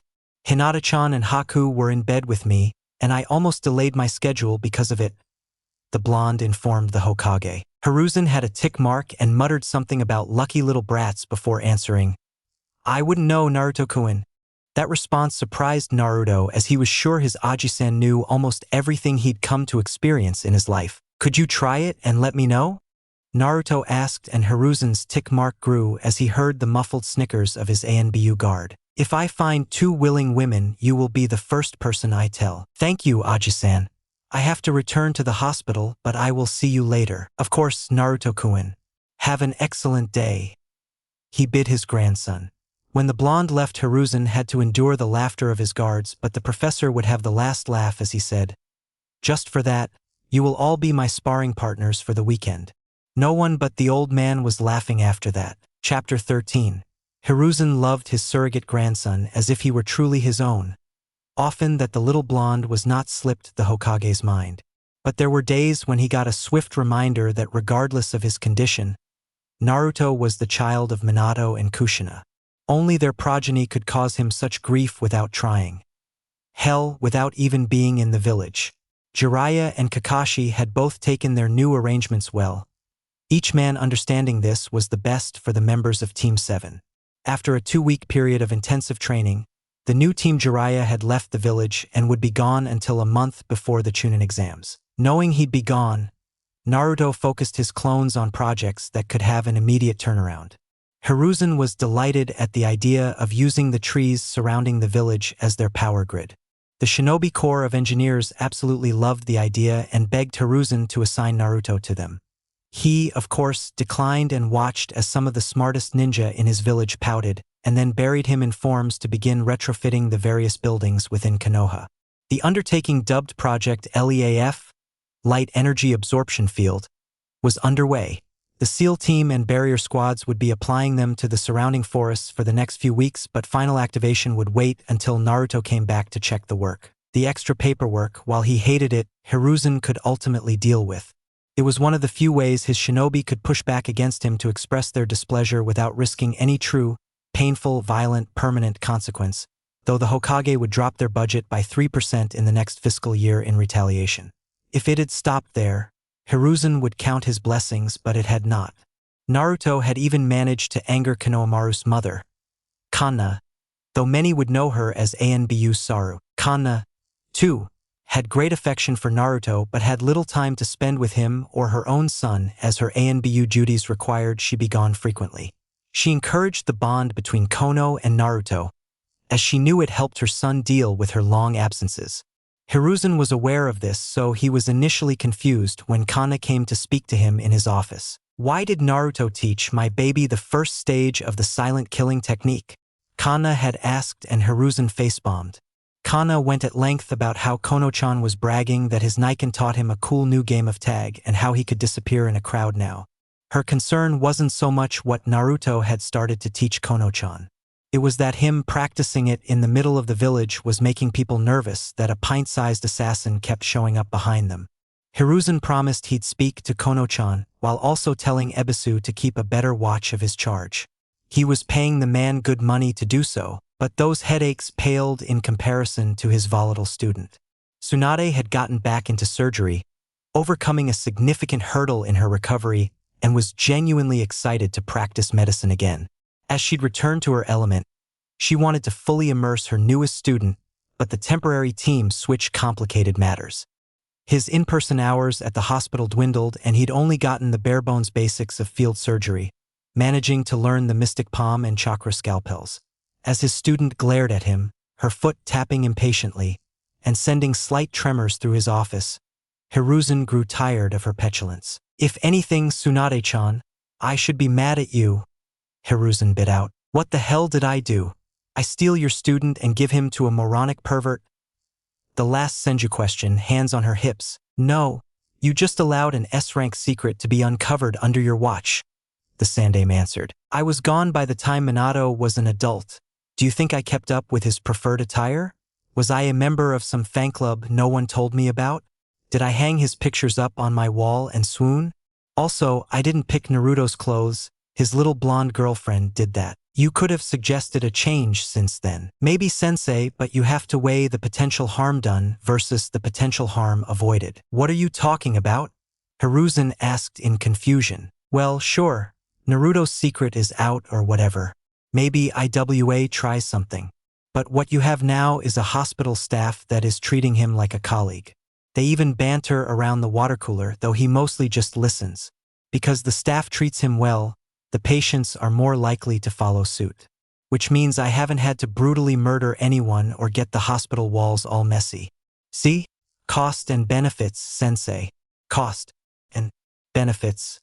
Tsunade finished, and to Hiruzen's amazement, his lone Kunoichi student really thought her argument wasn't one of a psychopath. You can't leverage the harm you would and could wholly decide not to do against other risks. That's madness. Madness or not, it's the truth. Now, maybe you can tell me how I am supposed to achieve these breakthroughs you expect of me if my collaborator isn't here to aid me. That is why you called me back. Remember, he'll be back for the exams. And be busy taking the exams, and after he takes them, then what? Jiraiya likes to go on long training trips. What am I supposed to do then? Well, about that, I'm not getting any younger and I have retired once already, Hiruzen started. Tsunade became mortified and fled the Hokage's office, reasoning if she didn't hear the proposal then it didn't count. Hiruzen wasn't offended by her prompt exit, having planned for it. "Sucker," he muttered through his chuckles. He knew neither of his students wanted the hat, though one would have to take it. It was time for some new blood to lead the village. Meanwhile, elsewhere in the village, Asuma was diligently training Team 10. Well, one member of Team 10. His lone kunoichi had just recently received her knuckle knives, but she was dedicated to learning to wield them. Asuma was not at all reluctant to admit he'd been wrong in initially denying Ino tutelage in his signature weapon. It seemed she'd matured overnight, and whereas he thought it'd be a pain to have an overeager genin constantly searching his words for deeper meaning, and offing someone's pet because of it, the Yamanaka had proven better than that. Not obsessive, just intentive. "Remember, Ino, your build will never be like mine. In and out, constantly changing distance will be your style. Set up your slashes with kicks, change levels, and have no set pattern," he instructed as she struck a training dummy. "Hi, sensei," she responded before getting back to work. Asuma walked toward his other two students, the sound of thuds a soundtrack to his travel. "You two need to get up and get moving," Asuma said. "Ino is displaying more effort than both of you put together, and that ends now. Choji, I want you to run 10 laps around the training ground and then up and down one tree. Do that 10 times and then come back." The chubby Akamichi grumbled but did as he was told. If Asuma could credit the air with anything, the boy knew how to follow orders.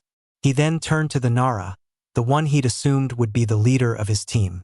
His faith in that designation was starting to waver a bit. "As for you, Shikamaru, we're going to work on your stamina, chakra reserves, and strategic abilities." "How?" "Very simple, you are going to try to catch me with your shadow possession jutsu. Once you do, you must keep me restrained for 3 minutes. For however long you fall short of that goal, that time gets added to your next attempt. Troublesome, the Nara complained. Make it 3.5 minutes, Shikamaru. Asuma amended and shot his student a look, daring him to complain some more. The boy smartly did not. He, instead, selected to follow Asuma into the clearing. Soon, Asuma called a start to their game of catch and release as the elite ninja gave the Nara a workout he wouldn't forget. In a nearby training field, another Jounin sensei overlooks her team as they train diligently. Kurenai had already run her team through the day's tracking exercises, drilled them on chakra control. Now was taijutsu sparring and then missions. The red-eyed beauty watched as her most brash student engaged her, once, most shy one. It was not going well for the Inuzuka. 2 palms, Hinata exclaimed, Byakugan active and the 2-finger jabs landing swiftly. 4 palms, she said as the strikes came faster, speed enhanced by her natural grace. 8 palms, and Kiba felt each of them. 16 palms, the Hyuga heiress yelled as she dispatched the Ninken user, his body making a disconcerting thud as he hit the ground. Yeah, I'm the princess of Jukin and you better deal with it, Hinata said in triumph. In reward, today's special guest greeted her, and she picked him up and cuddled him without hesitation. Did you see that, Chappie-kun? Next time he won't let Akamaru-kun pick on you, will he? Kiba simply groaned while he remained on the ground. He didn't tell Akamaru to do anything to the damn rabbit, but he is a dog. A special, chakra-using, well-trained dog, but still a dog. Kiba would be unwise to dull those instincts, so Akamaru chased the damn critter around for a bit. It was all in good fun, Kiba thought. Clearly, his teammate reached a different conclusion. The pain in his body was subsiding, enough for him to gather his wits once more. He took a breath before speaking.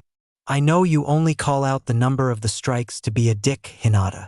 A smile was Hinata's only response. I think that's enough taijutsu for today, but what have we learned? I need to increase my speed and evasion techniques, Shino said. He was not the strongest in close-quarter combat, so being able to create distance was vital for him.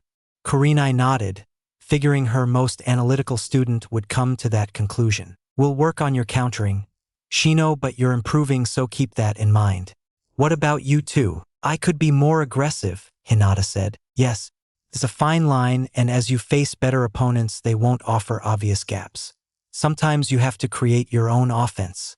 I know with your bloodline it may not seem that way, but it's better to get in the habit. However, when you do go on the offensive, you are quite efficient. Efficient, she says, Kiba said in a raised voice. How about cruel and sadistic? Now, Kiba. Sure, Hinata could have stopped her assault at 8 palms. She could have also gone to 32. You have to stop being overly aggressive.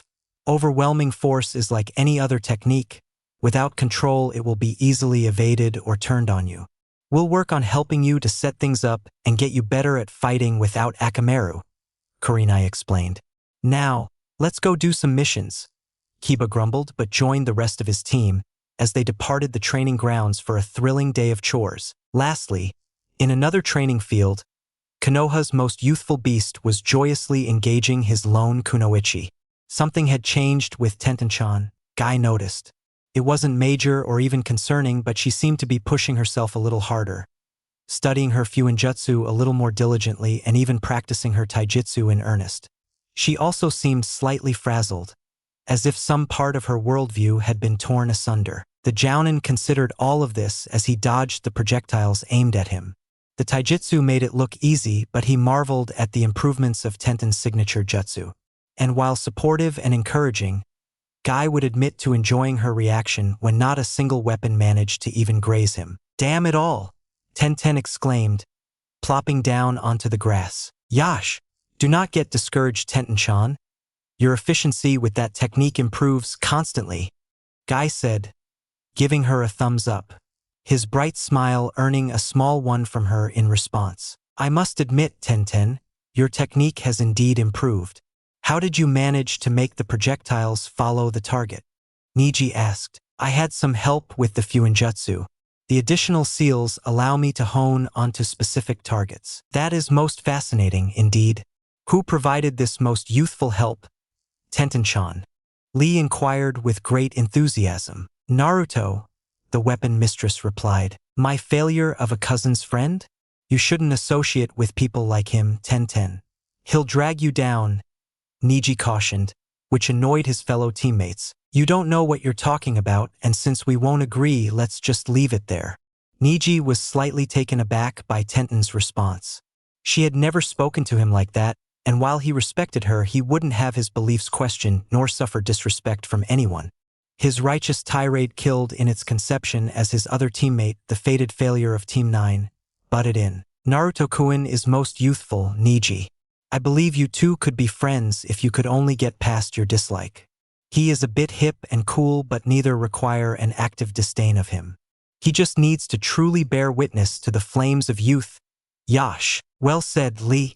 And since you have so much energy, time for a team spar. All of you against me. Let's get to it. Guy ordered, adopting his nice guy pose. Niji's annoyance with his teammates was quickly put on the back burner. Fighting with his sensei was never easy and required his full attention. Kabuto sat his cargo down roughly, hoping to cause every bit of discomfort he could manage. If he had his choice, he'd have drugged the boy down to his lab and begun experimentations immediately. If for no other reason, then the frustration and aggravation he'd caused the longtime spy. His master's laughter only agitated him further, but he knew never to glare at Orochimaru-sama. Kukuku, no need to be so inconsiderate to our new friend, Kabuto-kun. He is my honored guest and will be treated as such, Orochimaru warned, taking great delight in Kabuto's appearance. His clothes signed, cut, and dirty. It was clear his second-in-command had experienced a tougher fight than he'd initially anticipated, and it was further proof the snake Sannin was correct in his estimation. Now, take that gag off and undo those restraints. He wouldn't be foolish enough to attack me. Right, Naruto-kun? Kabuto did as he was told, expecting the blonde to offer some manner of resistance, but was surprised when that did not happen.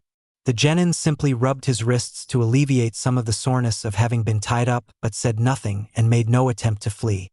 It was almost as if he didn't care who was sitting at the table across from him. The Odo medic adjusted his glasses, a tell of his current emotional state. Naruto surveyed the room. There was one visible exit to his left, and he was currently separated from the Sannin by a long dining room table. The room was well lit. Lights hung above and candles decorated the stone walls. Kabuto-kun, please go retrieve dinner, Orochimaru requested. Hi! The Silverate answered and complied. Now, we may be introduced properly. Hello, Naruto-kun. I am Orochimaru. Thank you for gracing me with your presence. Naruto looked at the man, his Aji-san's traitorous student. He wasn't a guest as he was kidnapped, but it was clear the man wanted to play at this being a social call. He needed to prolong things, so the Uzumaki decided to indulge. Thank you for your invitation. You are quite welcome. Now, I am sure you are curious as to why I had Kabuto-kun and the Sound 4 provide such a forceful invite. Yes. Naruto nodded. That is a bit of a story. See, when Kabuto-kun informed me that the village was undergoing some serious overhauls in security, and there was a new FUINJUTSU-enabled device all the senior ninja were receiving, I was of course curious. Did Jiraiya have a late-period burst of genius, or was there a new FUINJUTSU user on the scene? Orochimaru stopped as Kabuto returned. It was to my utter surprise that Kabuto-kun failed to procure one of those devices. He couldn't even break into the manufacturer's facility. With the dragnet in the village and everything else, he had to return home empty-handed.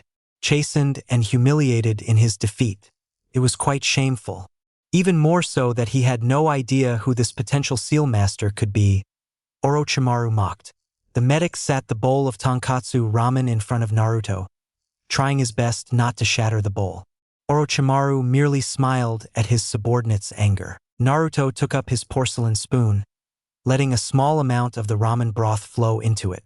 Before taking the warm liquid into his mouth, the Uzumaki activated a minor medical ninjutsu. It allowed for the detection of poisons via the tongue. He detected none. With his free hand, he picked up his chopsticks and began eating in earnest. I do hope you enjoy. I recall ramen being a favorite dish of your parents, Orochimaru observed. The Uzumaki hummed. It was clear the Sannin was prodding him to see if he knew about his parents and if the information could be a way to manipulate him. The ramen is quite good, the genin offered. Orochimaru laughed. The boy was cold as ice. Now, as I was saying, I'm now presented with this mystery and had little to go on. So frustrating not to know. But luckily a foolish toad brought me all I needed, Orochimaru said, incredibly pleased with himself.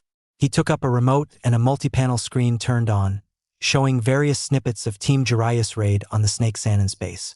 Most of the footage was of Naruto. To be able to apply seals via chakra alone is a master-level ability, and here you do it with several different arrays. My poor ninja, they didn't know what to do. They were not looking for the Sannin nor his minions when they entered the base. A nearby town had been experiencing a rash of abductions and Jiraiya was tasked with figuring it out. The infiltration had gone well, but one of the abductees triggered an alarm as they were leaving, forcing the team to fight their way out. Next, we see you erecting a barrier to trap some more of my men, leaving them to the designs of that inked beast. And lastly, we have you using that special shuriken to behead one of my prized experiments. The half-stone, berserker beast was not easily put down, beating Haku, Sai, and He. It was fast and durable. It was only some quick thinking and Naruto's emitter disc that allowed them to win, the trio hitting the floor while the monster stood upright not expecting a thing. That level of talent with your looks. It didn't take long for Kabuto to remember a blonde-haired, blue-eyed boy named Uzumaki Naruto, hidden away on Sasuke-kun's team. Sarutobi-sensei always was disgustingly clever like that. Put you on a team with the last Uchiha and no one would even take a second glance. I guess I'm fortunate that such things don't escape my notice. Naruto accepted that this man clearly liked to hear himself talk. It was good, he didn't have to try to banter or match wits with him. The traitor would fill the space without any prompting. That would work out well. It is little known, but I originally wanted Minato to be my apprentice. If Orochimaru was expecting a reaction, he didn't get one, which seemed to amuse him. I saw the same talent that Jiraiya, but I saw something even more impressive and rare. Do you know what that is, Naruto-kun? No, Naruto answered, and the Sannin could not be faulted for thinking the Uzumaki was referring to him. But he wasn't. As the Sannin was speaking, his team had come into range of his communicator seal. Hours earlier, Jiraiya arrived to a battlefield. His team were not at the inn he booked, and the surrounding areas looked like a fierce battle had occurred. There were slashes in the trees, overturned earth, scorch marks, and the like. He approached his team, his godson administering aid to Sai and Haku. Clearly, they had been injured, and that tightened the Toad Sage's chest. He'd gone to meet a contact. He really couldn't bring the kids along, but during that time they'd been set upon. Naruto, what happened? Oto. One was Kabuto Yakushi, he used to work in the hospital. He was much better than a genin.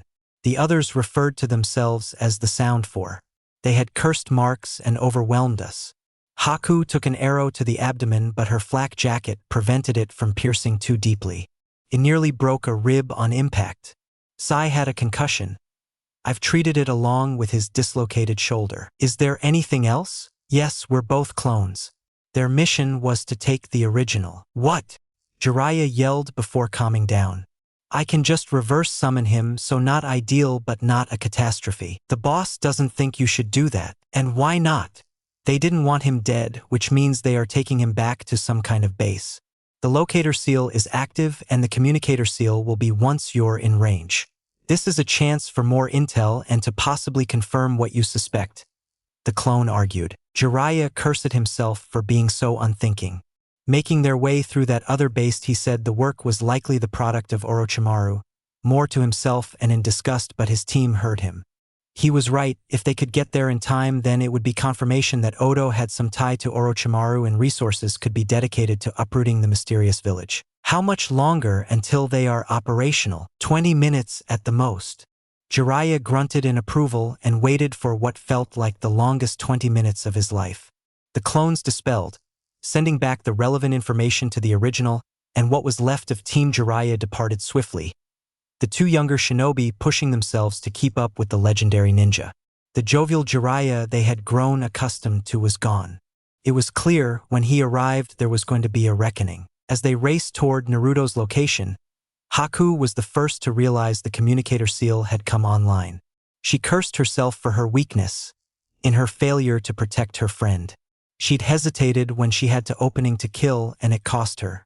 The bitter taste of regret lingered on her tongue, and she promised herself she'd never allow her weak heart to endanger Naruto, or anyone else, again. Naruto-kun, are you hurt? No. We're 7 minutes out. Just hold on.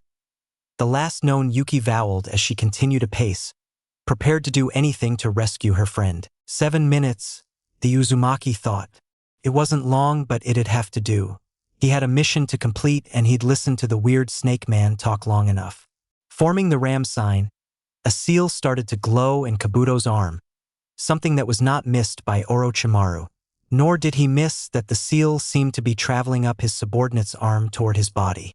Removing the hidden kunai he kept in his sleeve, Orochimaru cut Kabuto's arm off and formed an earth-style mud wall. The construct protected them from the predicted explosion. When the smoke cleared and the ringing in his ears subsided, Orochimaru realized his guest had departed. He turned to Kabuto on the ground and writhing in pain. He could replace the boy's arm so he hadn't lost all value. Not that he'd be that upset if Kabuto had been killed. If he could be duped by a genin, which he almost had been, then he wasn't the caliber of ninja the Sannin needed anyway. He went to the door and was shocked when he attempted to open it. He laughed at being trapped in the room, curious to see what Naruto-kun was going to do. Just after Naruto vacated the dining room, he placed a timed barrier seal on the door. It wasn't extremely complex, but it would do. He summoned his black flak jacket and zipped it up, having removed it before Kabuto finally captured him. He didn't have much time, but he'd allow his Aji-san's words to guide him. If you are ever in an enemy's territory, remove all traces of mercy and doubt. Do not expect to be shown any so show none in kind. The raid of the first Odo base had been Naruto's first kills. He wasn't sure how he felt about it. It gave him no great thrill, but didn't fill him with sadness either. He hadn't had a lot of time to figure it out, and that wasn't about to change. He activated his projection seal, having managed to tag each of the sound four. If all went to plan, each would die tonight. The enemy will often see their numbers as a strength, but when caught off guard, when truly surprised, numbers are a weakness. People can be irrational. The larger the group, the greater the effect. Cause maximum damage, so the greatest amount of chaos while you accomplish your real mission. He could hear several people approaching him from either side of the corridor, all racing toward the dining room's entrance. Naruto removed 2 emitter discs from his flak jacket and tossed them in opposite directions. Holding the tiger seal, the discs exploded. At first he heard screams and then silence. The Uzumaki created 10 clones. They would go in the opposite direction to sow discord and secure his exit.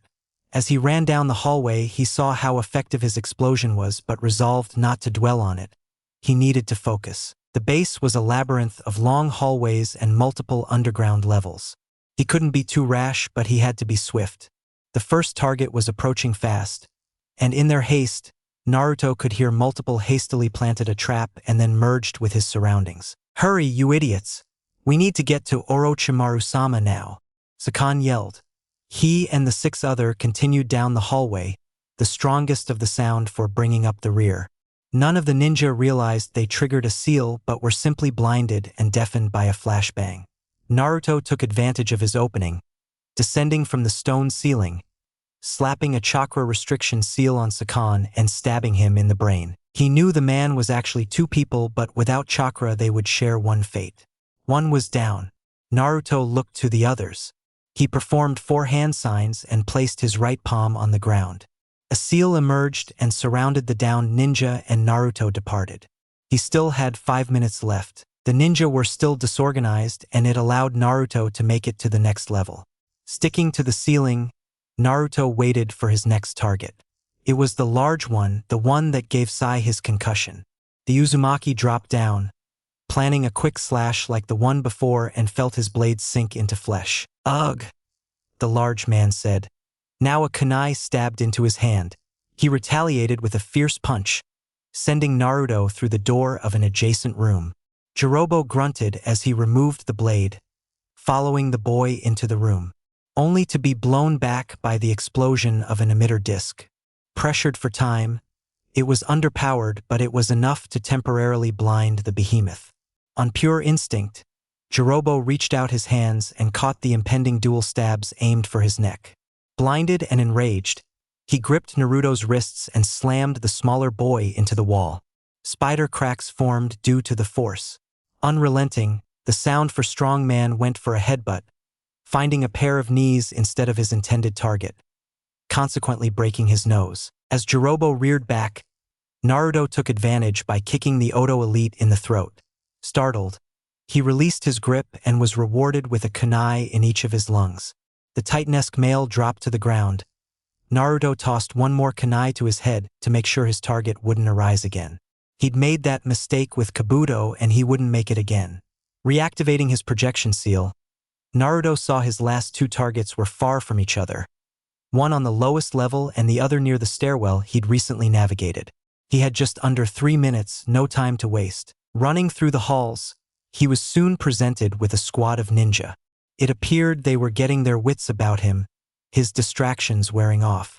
The tunic-wearing ninja seemed unsurprised to find him and ready to fight. Any half-trained shinobi force will eventually regroup and mount a counterattack. It will be harder to navigate their terrain, but nothing is hopeless. Certain people draw others to them, giving their comrades strength and confidence. Crush those individuals and you crush morale. Then neutralize all before you. Naruto took a good look at the squad before him. All adults, mostly about average size except for one. He was closer to Hatake-sensei's height and the other three were surrounding him. He also saw the other three subtly looking at man as if waiting to follow his lead. His back was sore and his ribs ached. He was also getting impatient. He couldn't waste time with these individuals, but he knew if he got careless he'd fail and possibly die. Naruto retrieved 2 senbon from a special pouch on his jacket and took a defensive stance. The larger man laughed, as if in disbelief. "Are you the one causing this ruckus? Heard you killed Sakan. Good, I always hated that bastard. Why don't you come along back to Orochimaru-sama before the boys and I hurt ya?" "No. A tough guy, yeah? Fine. I'll have to show you what being tough really is, and then Orochimaru-sama will reward me." The man dashed toward Naruto after that. His speed was moderate and his stance was all wrong for fighting a much smaller opponent. Once he reached Naruto, he found the 2 senbon in a knee each. Stunned from the pain, he didn't block the dropkick delivered by the kidnapped genin. The other 3 showed the depths of their disbelief that this child had managed. It was a mistake. Their other mistake was going toward their down leader instead of attacking Naruto, but they wouldn't get the chance to amend it. One flare of chakra later and the 2 senbon exploded, taking out the entire squad. Ignoring the gore and smell of burnt flesh, Naruto charged through the door. Pain soon followed. Immense pain and the feeling of being forcefully lifted from his feet and, again, tossed through a door. From his back, the Uzumaki looked down to see a golden arrow penetrating his protective wear. He could feel the cracks in his ribs as breathing became more difficult.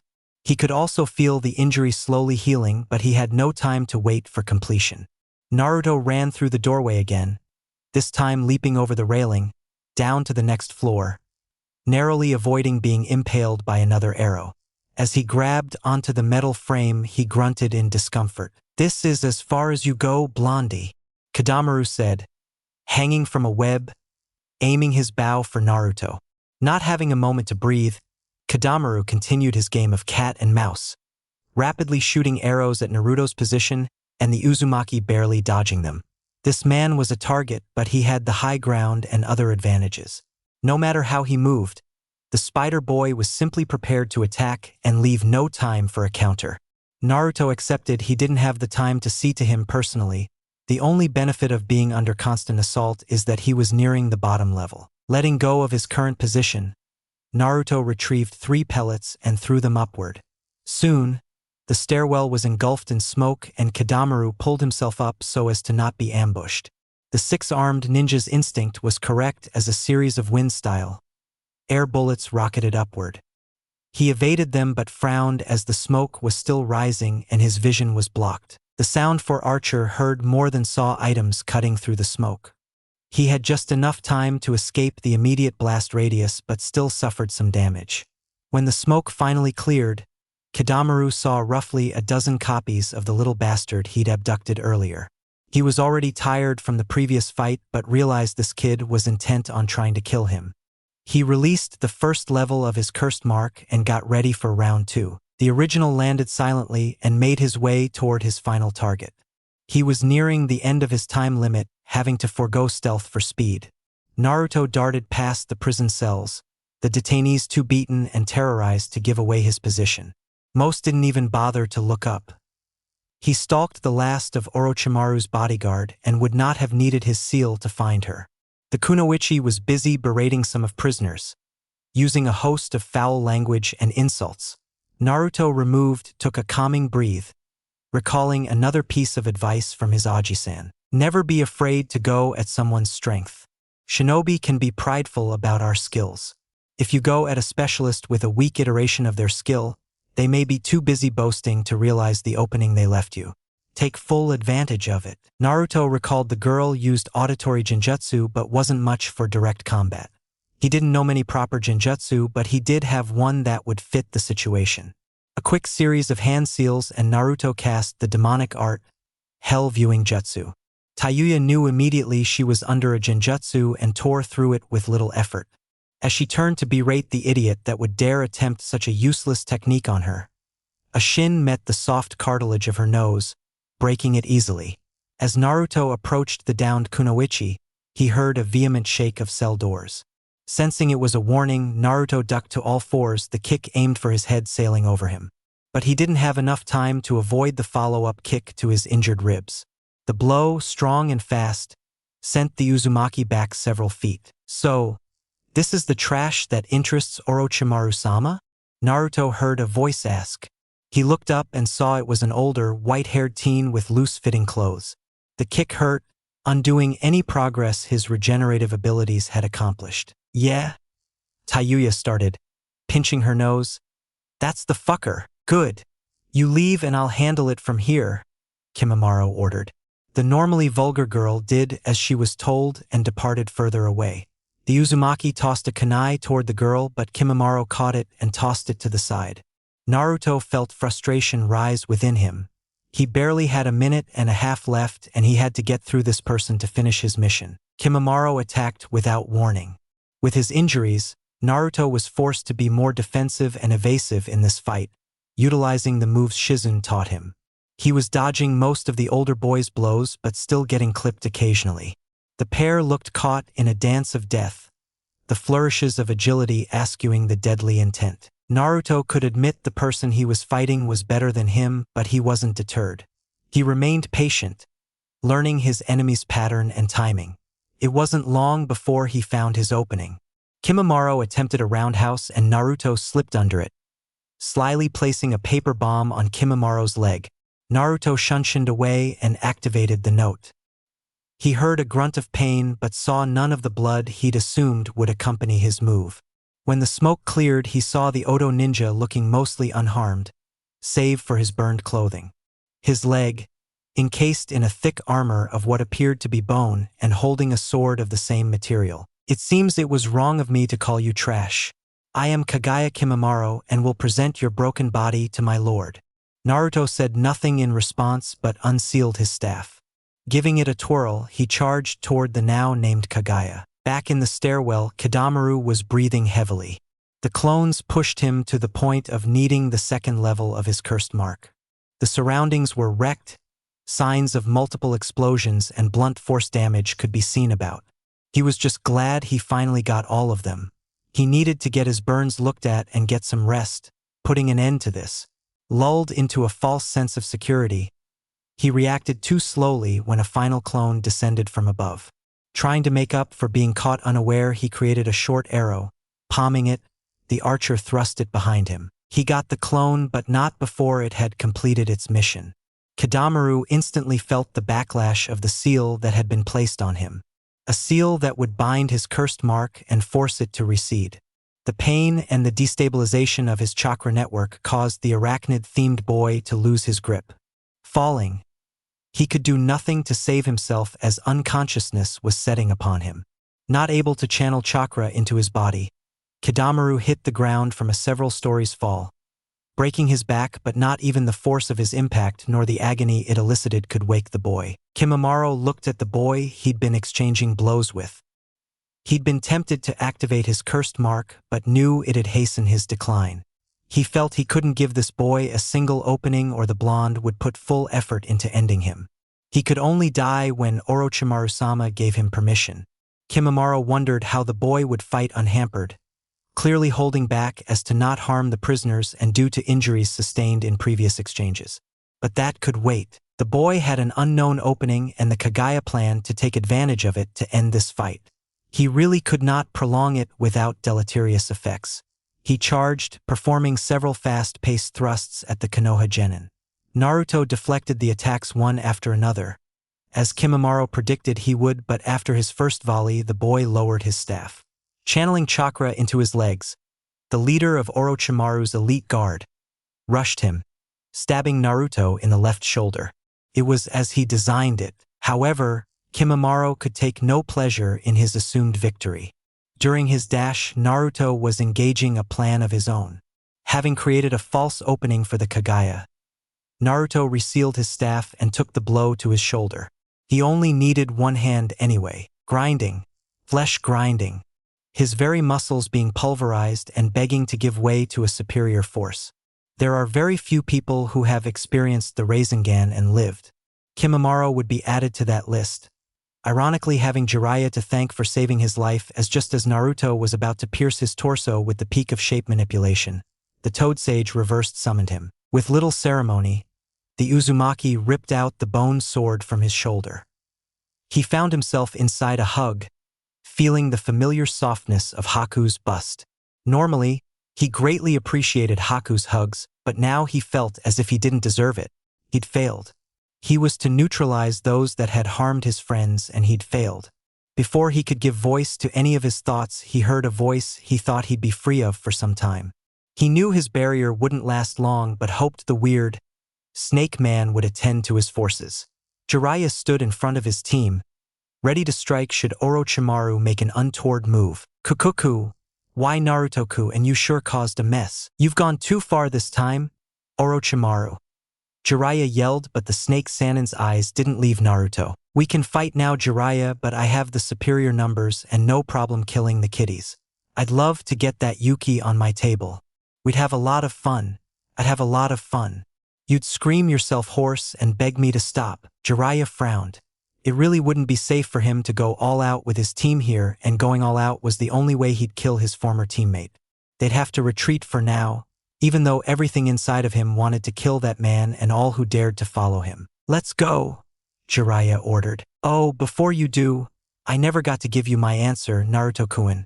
The reason I wanted Minato-kun as a student? He was a natural-born killer.